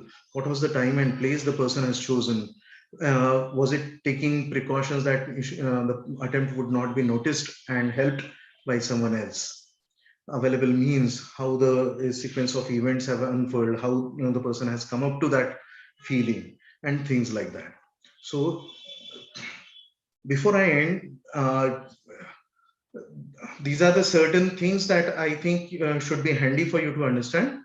As like my field, I'm a psychiatrist. There are so many misconceptions, and that is true about suicide also. So I'll end up my presentation with certain misconceptions and actual facts and what actually it should be. People, when they come to me and they say कि जो गरजते हैं ना वो बरसते नहीं है, I pity them. The person who has tried to end her life is crying for help and vocalized it. They feel कि जो कहते हैं वो करते नहीं है. It is not true. Suicide happens without any warning. No, it is not true. Usually it is seen that people who have who go for this attempt, actually most of them have some way or other way tried to inform, tried to get know others one. And as I said, now it is possible virtually also, that they are not comfortable with themselves. They want to just end this pain that way. So it is not true. Actually, they give clues, they give warnings. It's us for us to take up that thing. Suicidal persons are fully intent on dying, and once a person is suicidal, he is suicidal forever. No, it is not. Most of the people are not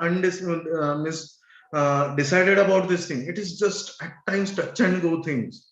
My teacher used to say that there is no person on this earth who must not have felt suicidal लेकिन नहीं रहना चाहिए for at least a second. So every one of us at some point of time, by some or other reason, feel like बस हो गया ना, ये नहीं.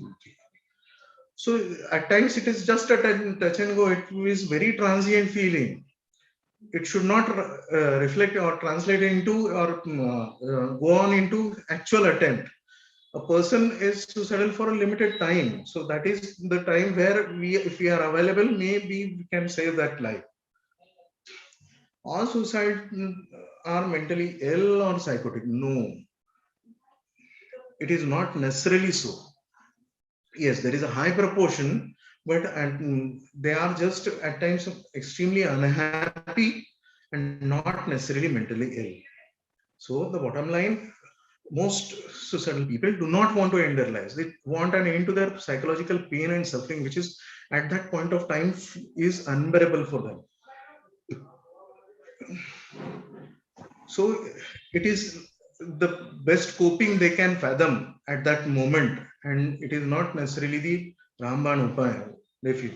At that point they feel. So most of them, they come back and say, how can a person like me think like that? मैंने ऐसे सोचा ही कैसे doctor?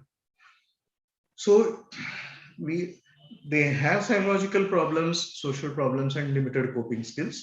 All things the mental health professionals are usually trained to tackle. So the bottom line should be, do not hesitate. Do not hesitate to ask question that, are you not well? Do you feel like this is not worth living anymore? म्हणजे मनात बरे white विचार येतात का? Please ask this confidently. It is not planting the seeds in the patient's mind. So that has to be taken, very clearly understood, that if you are asking someone that if the person is feeling like ending his own life, that is not implanting any seed. कि ये सोच नहीं रहा था, मैंने बेकार में idea दे दी ना. So please ask very gently, very honestly, very earnestly. And if it is so, seek a help of a mental health professional. There is no wrong in it. So with this presentation, if we can make a bit of difference with all this, such a good attendance, if you can help out, if you can seek out these warning signs, and even if we can help even one single person, then this effort is worth it. Thank you. Thank you so much, Sagar sir, for such a wonderful session. I am pretty sure that junior doctors and medical students who are attending this session today has learned many new things from your case scenarios. Although we all know that suicide is a very difficult topic to discuss. Silence can have a tragic effect, but knowledge can save lives. And that's why it is important to understand the risk factors of suicide. So thank you, sir, for such a great session. Sir, I want to ask you one question. Yes. Sir, what biological factors increase the risk for suicide? So of all the biological factors, yes. see, there is a clear-cut, well-studied what we can see evidence that it usually runs in family. If there is a family history of mental illness as well as suicide, there is a increased probability of the next generation to it. It does not necessarily mean that they will do it, but yes, one has to have a lookout for us. The biological vulnerability usually is seen in how the personalities are stacked up, and in most cases there is a history of depression which makes it a biological vulnerability of all the things. So is there any role of serotonin? See, what I'm talking about and the depression and anxiety, they all boil down to the serotonin abnormalities. So that's how we have figured out that the blood levels of 5-HIAA, the metabolite of serotonin, is lesser in people who try to commit suicide. So the serotonin abnormality is the crucial one. That is how it is genetically also linked. Fine, sir. Thank you very much. Now I would like to hand over the session to Dr. Rajivi for the further proceedings. Over to you, Dr. Rajivi. Thank you. Thank you so much, Dr. Sagar Chiddarwar, sir. Thank you for this enlightening discussion in very much detail. I request you, sir, to please accept this e-memento from IMA Nagpur as a token of gratitude. The e-memento, please. Yes, I'm on. Please hold on. Chairperson.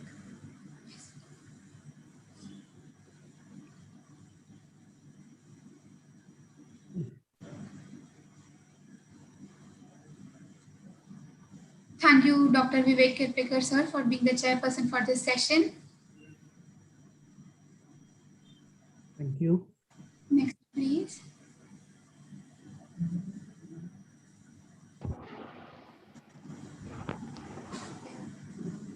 You, sir, next, please. Yes, I'll have to share again. Wait.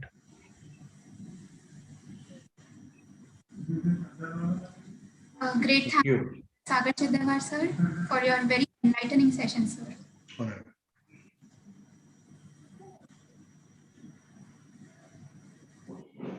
In the deal, sir.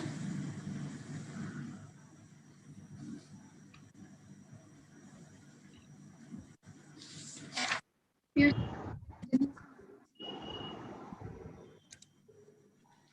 Nikhil says also you want, right?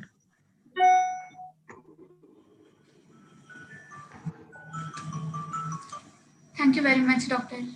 Nikhil Pandey, sir. Thank you. Panelist आहेत. Okay. Indranil देशपांडेंचं, Piyush Yes, ma'am. Okay. आणि वासे सरांचं पण त्याच्यानंतर. Okay.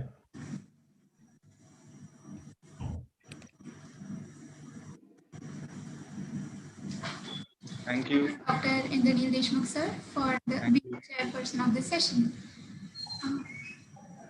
And I'd like to extend a warm thanks to MMC Observer, Dr. Avinash Vase, sir, for being here with us. Thanks a lot, sir. Please accept this e-memento as a token of gratitude from IMA Nagpur. Indian Medical Association.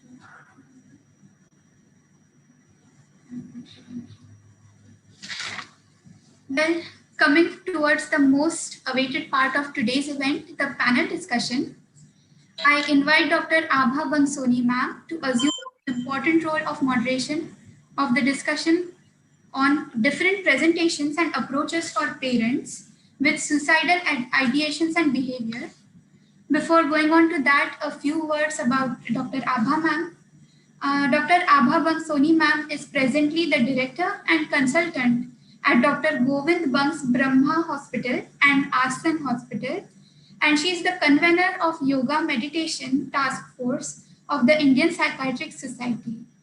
Being the recipient of the Golden Jubilee Best Dissertation Award of AMWI, she chairs the Association of Medical Women in Nagpur and co-chairs the Suicide Prevention Committee of Indian Association of Private Psychiatrists. Having around 10 publications in national and international journals, she is a life skills trainer and advisor of the NICHE Advocacy Foundation. Over to you, ma'am. Thanks a lot. Thank you, Rajvi, for that wonderful introduction. And it is a great privilege and honor for me today to introduce the panelists of today after the two wonderful talks. I would like to invite Dr. Abhishek Mamardi, sir, as the panelist for today. Dr. Abhishek Mamardi, sir, is a consultant psychiatrist at the Regional Mental Hospital, Nagpur, since the past 11 years.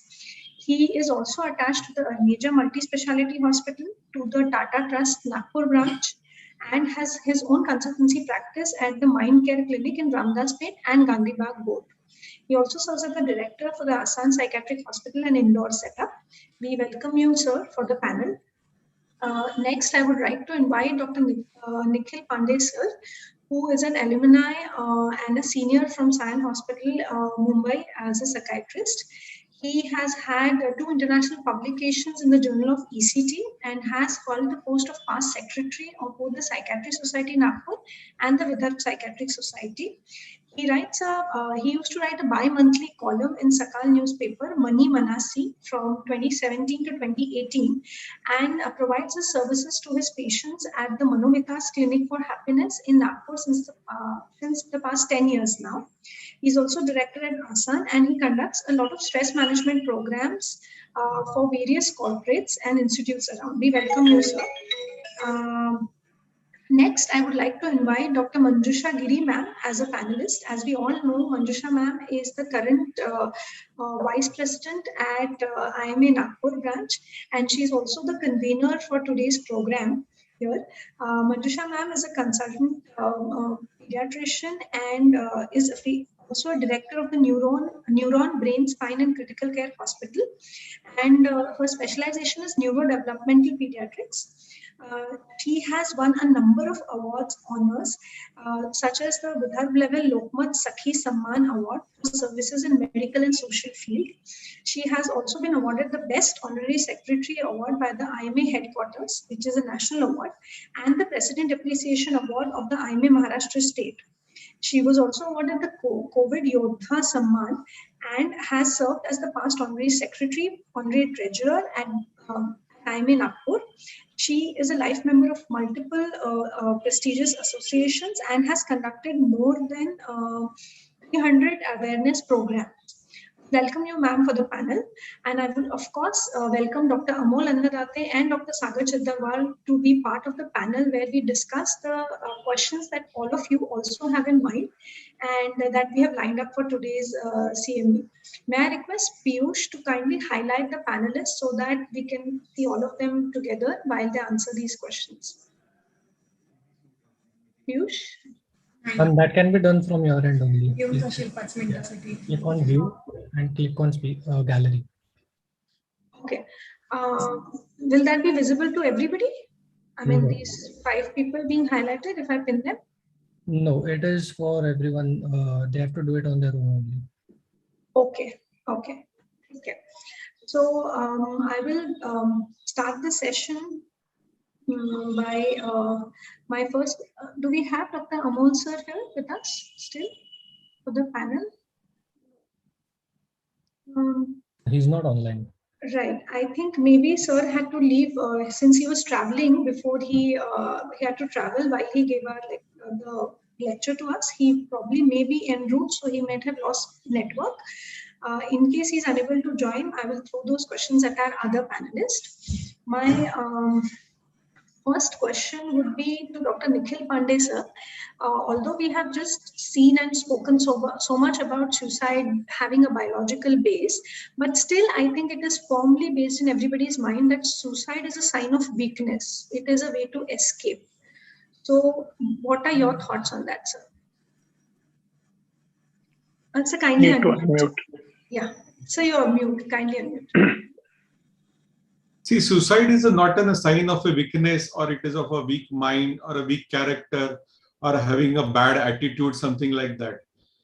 If we go by Kaplan, Kaplan says most of the suicides, it says most of the suicides are a result of some or other mental illness, and a depression being the most common reason.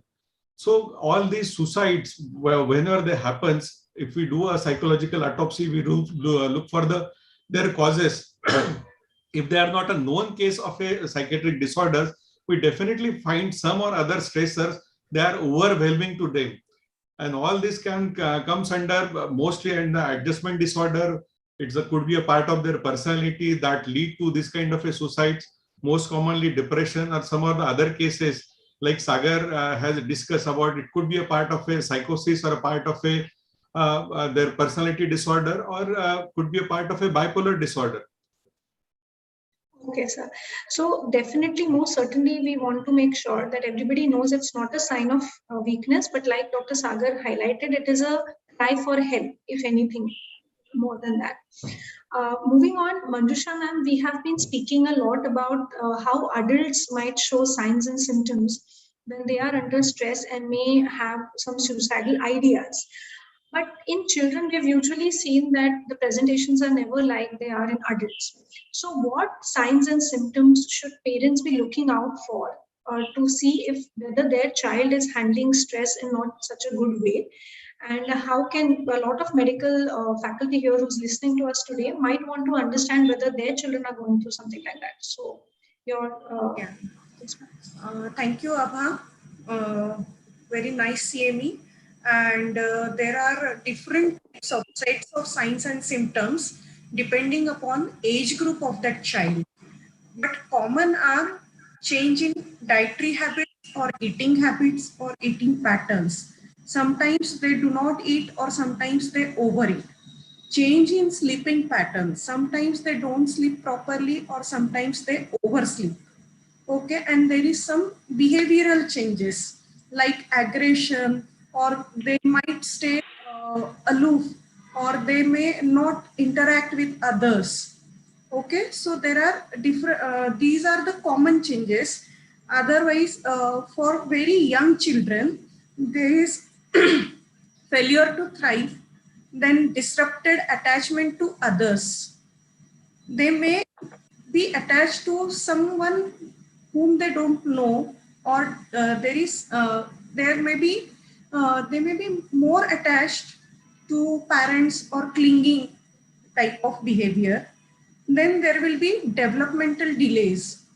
In age inappropriate development will be there, social withdrawal, separation anxiety, clinging child, and between 6 to 12 years of age, there will be fatigue. वो बच्चों के साथ खेलेगा नहीं, मुझे थकान हो रही है, they may stay alone. Then sadness, किरकिरा बच्चा जो होता है या जो जल्दी रोने लगता है, excessive crying. Then inability to feel pleasure, irritability, insomnia, lack of self esteem. मैं कर पाऊंगा नहीं कर पाऊंगा, ये तो मुझसे होगा ही नहीं. That will be there.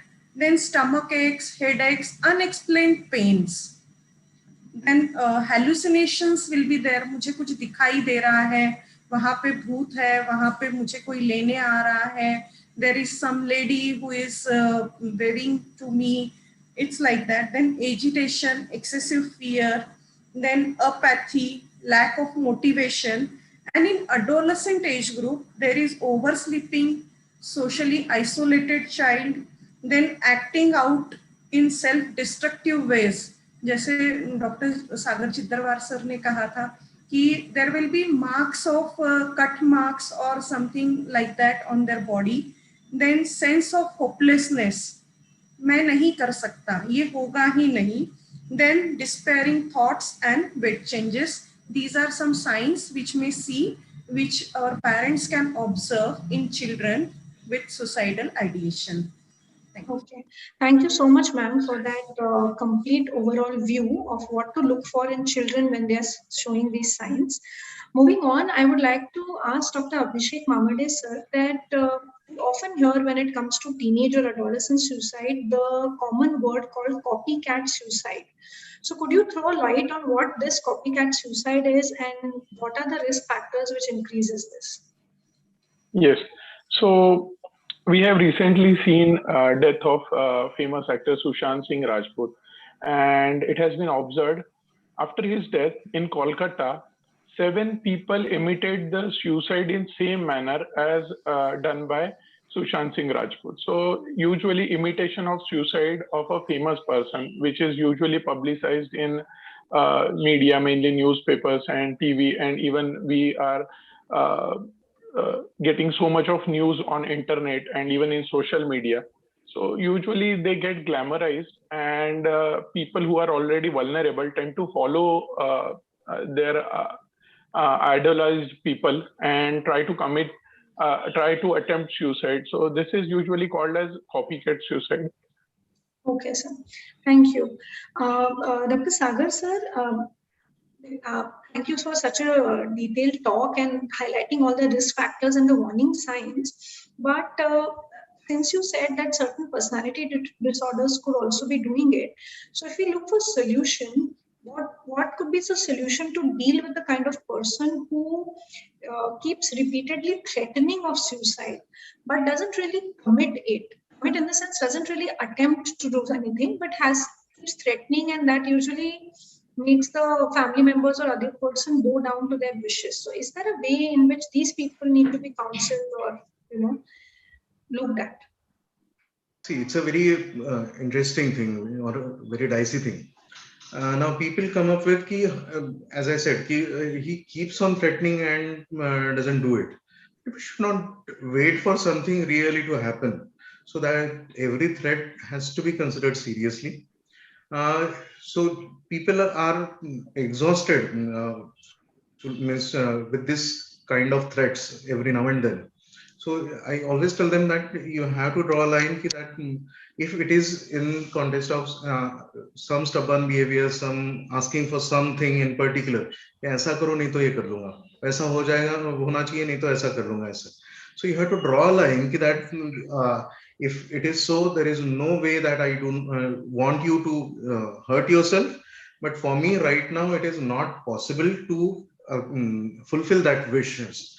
So that setting that boundary, drawing that line, when he is not at the peak of anger, when he is in a way calm and quiet, and then one has to sit down and make him understand that yes, there is a change in you which is not welcome, and in that phase you might not listen, but you need to listen right now that if such situation arises, there is no way I want you to hurt yourself, but in that case please do not expect that we are going to fulfill everything and anything else. Okay. Basic assertive communication and making a collaborative plan of something when this goes wrong, how to deal with it, kind of. Right. Thank you so much, sir. Nikhil, sir, next question for you. A lot of people feel that even if they have picked up the warning or red signs of suicide, they hesitate to talk to somebody or ask somebody about suicide, because there's a common belief that if you talk to somebody about suicide, you're actually putting that idea in their head. So do you think that's true? And if it is not true, then how should one talk to somebody if they are picking up these warning signs? See, if we are talking to somebody about suicide that lead to their showing up idea of a suicide in their head, it's definitely not true. See, we can see about कि सुबह उठना चाहिए, morning walk करना चाहिए, वो meditation करना चाहिए. ऐसे बहुत सारे लोग अपने को बोलते हैं ना, वो अपन फॉलो करते क्या, वो अपने दिमाग में घुसता क्या, वो नहीं जाता है ना.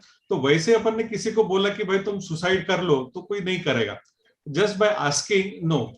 But definitely there is way how you ask to these people about their suicidal ideation, how you communicate with them, right? That sets a tone for how to communicate with this kind of a people.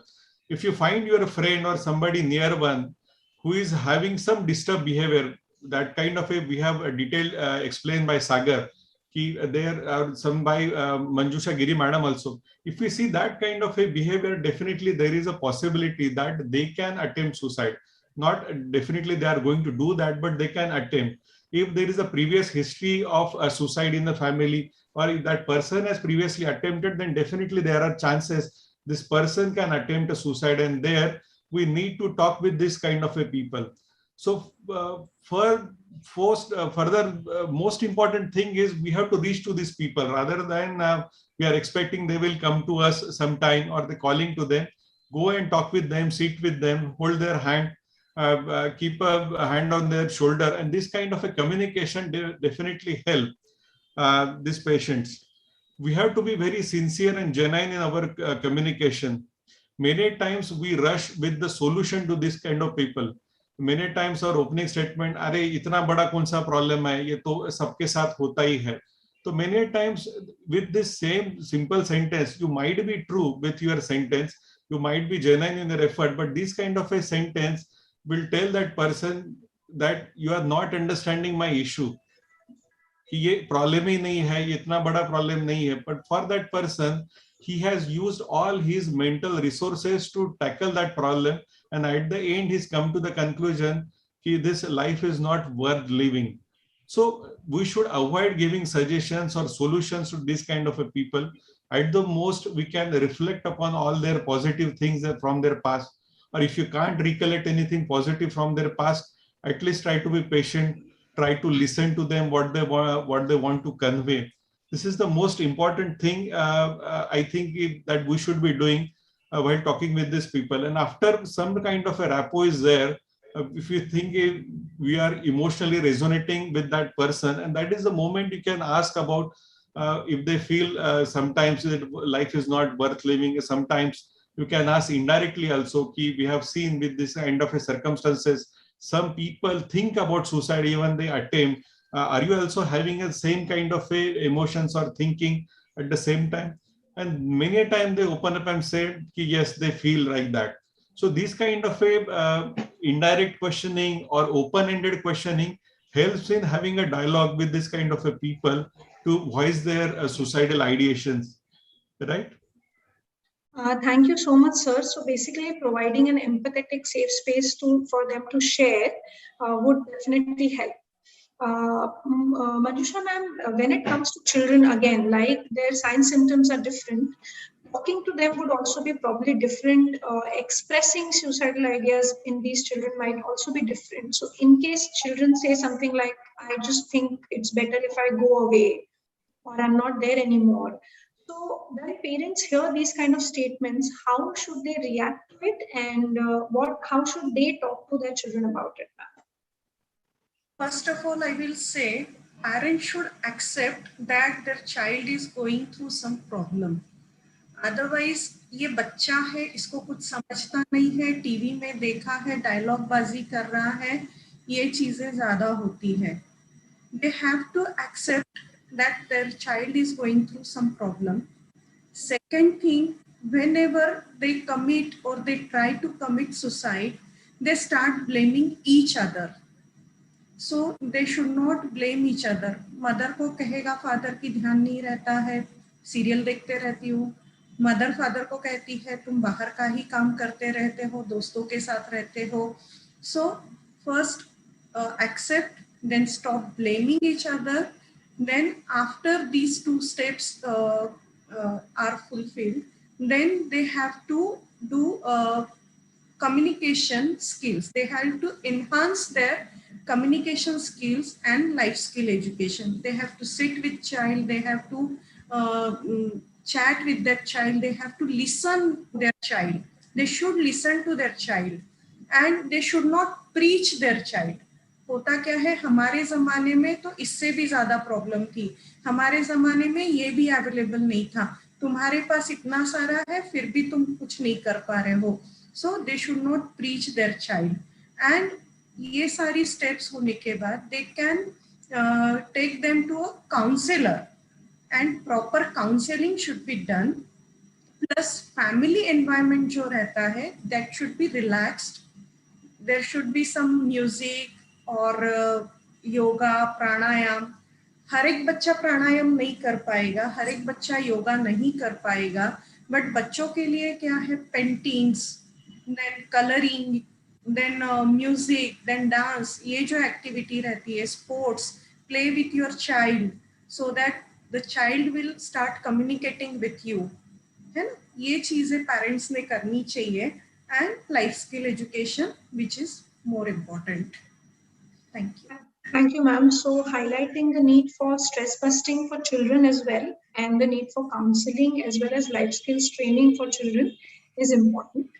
Abhishek sir, you have already highlighted the role that media plays when it comes to copycat suicide and all.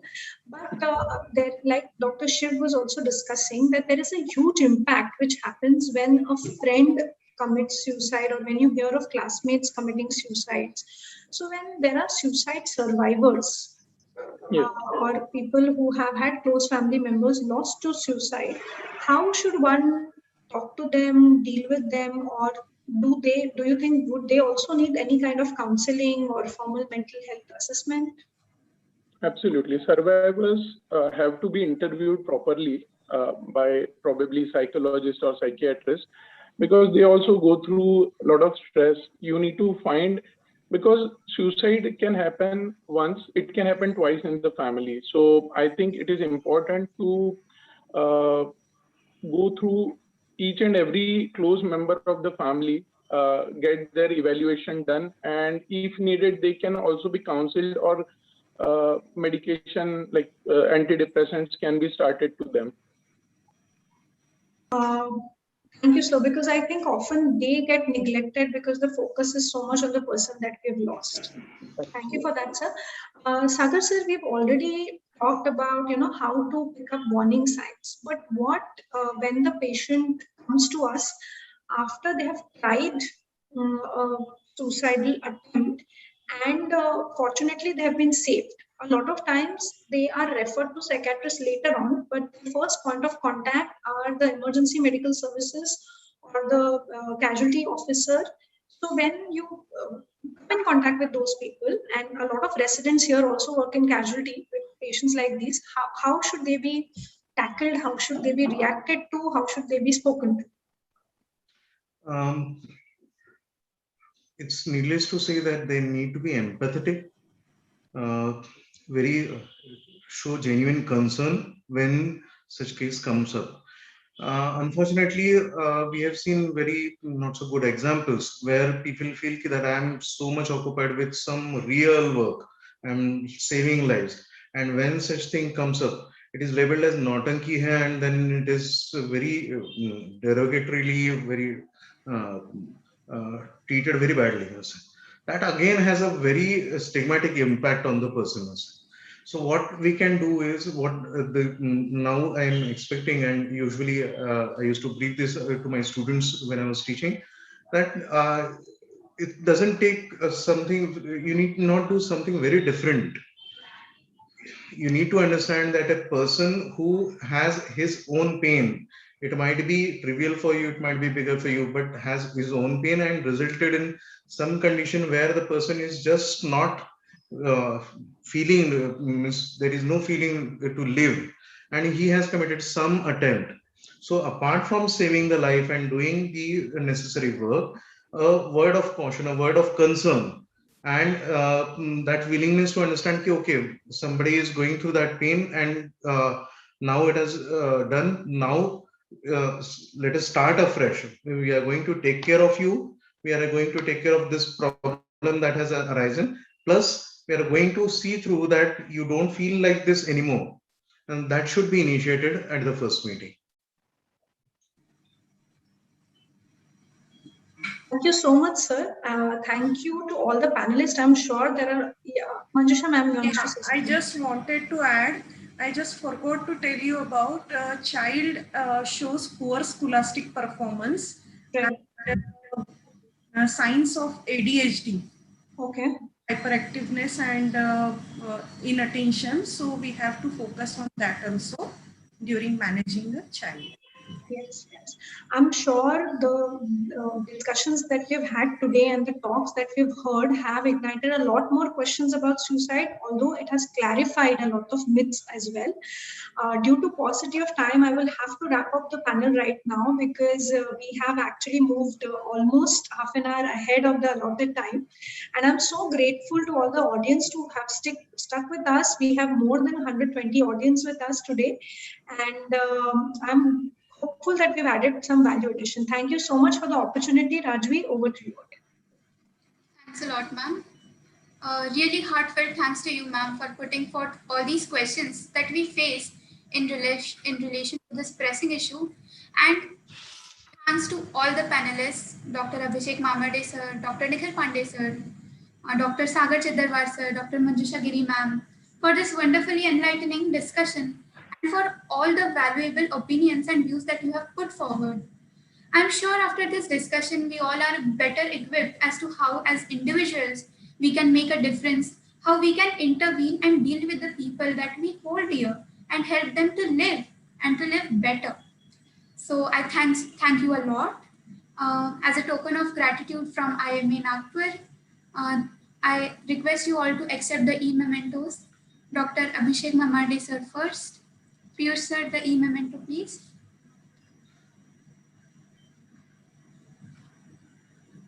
Thanks a lot, sir. Thank you for being with us and for your valuable opinion. Nice job, Rajvi. Then Dr. Sagar Chiddarwar, sir, please. Oh, I think we already did it. Sorry for the confusion. Dr. Nikhil Pandey, sir. Thank you all. Thank you for being with us. Please accept the e-memento as a token of our gratitude. Dr. Nikhil Pandey, sir. Thank you so much, sir. Thank you. And Dr. Manjusha Giri, ma'am. Thank you for all the guidance and for making this possible. Please accept the email. Thank you, Rajvi. Thank you. In conclusion, for concluding remarks, I invite Dr. Sachin Gathe, sir, the Honorary Secretary of IMA Nagpur. Sir is Associate Consultant in Diabetology at the Department of Endocrinology at Kingsway Hospital, Nagpur. He has also been the Treasurer and Joint Secretary of IMA Nagpur previously and is continually working with IME. Over to you, sir. Thank you, Rajvi. Am I audible? Oh, thank you. So already we are much ahead of the time, so I will not take much of the time here. So today's CME, say no to suicide. In association with Nagpur District Collector Office, Psychiatry Society Nagpur, I am a Junior Doctors Network, I am a Medical Student Network, Maharashtra State, and I am a MS in GMC Nagpur. I thank our chief guest, today's CME's chief guest, Mrs. R. Vimla, Honorable Collector, Nagpur District for joyful guidance, words of wisdom to our audience. Our speaker, Dr. Amol Annadate, Dr. Sagar Chiddarwar, thank you for guiding us. Chairperson, Dr. Shiv Joshi, National Convener, Dr. Chinmay Akre, Dr. Vivek Kirpekar sir, and Dr. Indranil Deshmukh. Thank you very much for chairing the session. Then our panelists, Dr. Abhishek Mamade, Dr. Nikhil Pandey, Dr. Sagar Chiddarwar, and Dr. Manjusha Giri madam. Thank you for being a part of panel discussion on this very important hot topic, say no to suicide. As we are seeing, being a medical profession, we are learning, we are teaching this, we are applying this science, but still the rate of suicide is going on in our medical profession also. We have seen our colleagues, our friends already suffered from this. So really thankful to all of you.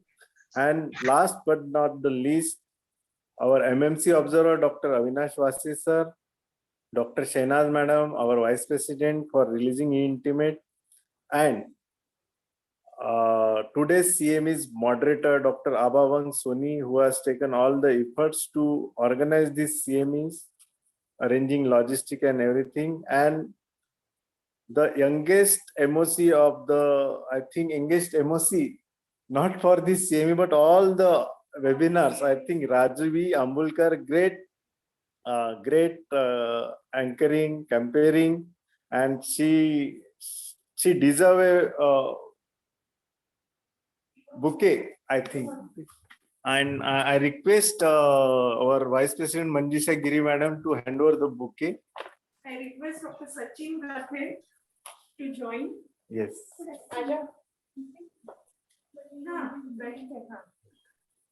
So please accept. And Thanks a lot. So thank you, Rajvi. So your upcoming star and hope you are going to continue with IMA. So thank you all the audience who has enjoyed this. More than 150 delegates was present. And at the last, our technical support team, DigiShield, Piyush. Thank you very much, Piyush. And all the chairperson, speakers, moderator, panelists, and office bearer, please attend our upcoming grand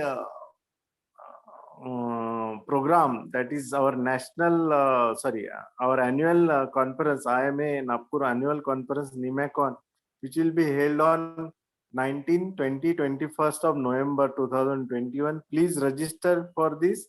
It will be really a great academic phase for you all. So please stay tuned. Thank you very much. Good night. Piyush?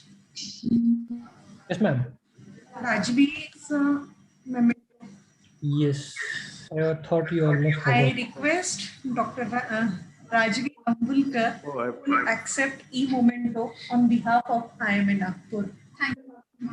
Great job done. Great job done by Rajvi. Thank you so much. Thank you all. Really great. Thank you. Giving me this opportunity. Here, I think we end up our session. So, thank you all. For the finals, I request you all to please switch on your cameras so we could take a group picture together. Please switch on your cameras. Panelists as well as the audience, please switch on your cameras.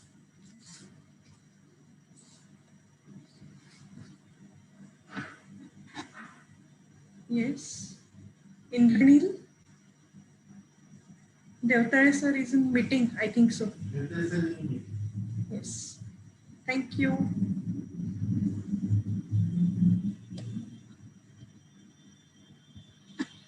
Thank you so much. Thank you, ma'am. Thank you. Thank you, ma'am. Thank you, sir. Thank you, ma'am. Thank you all. Here we end up our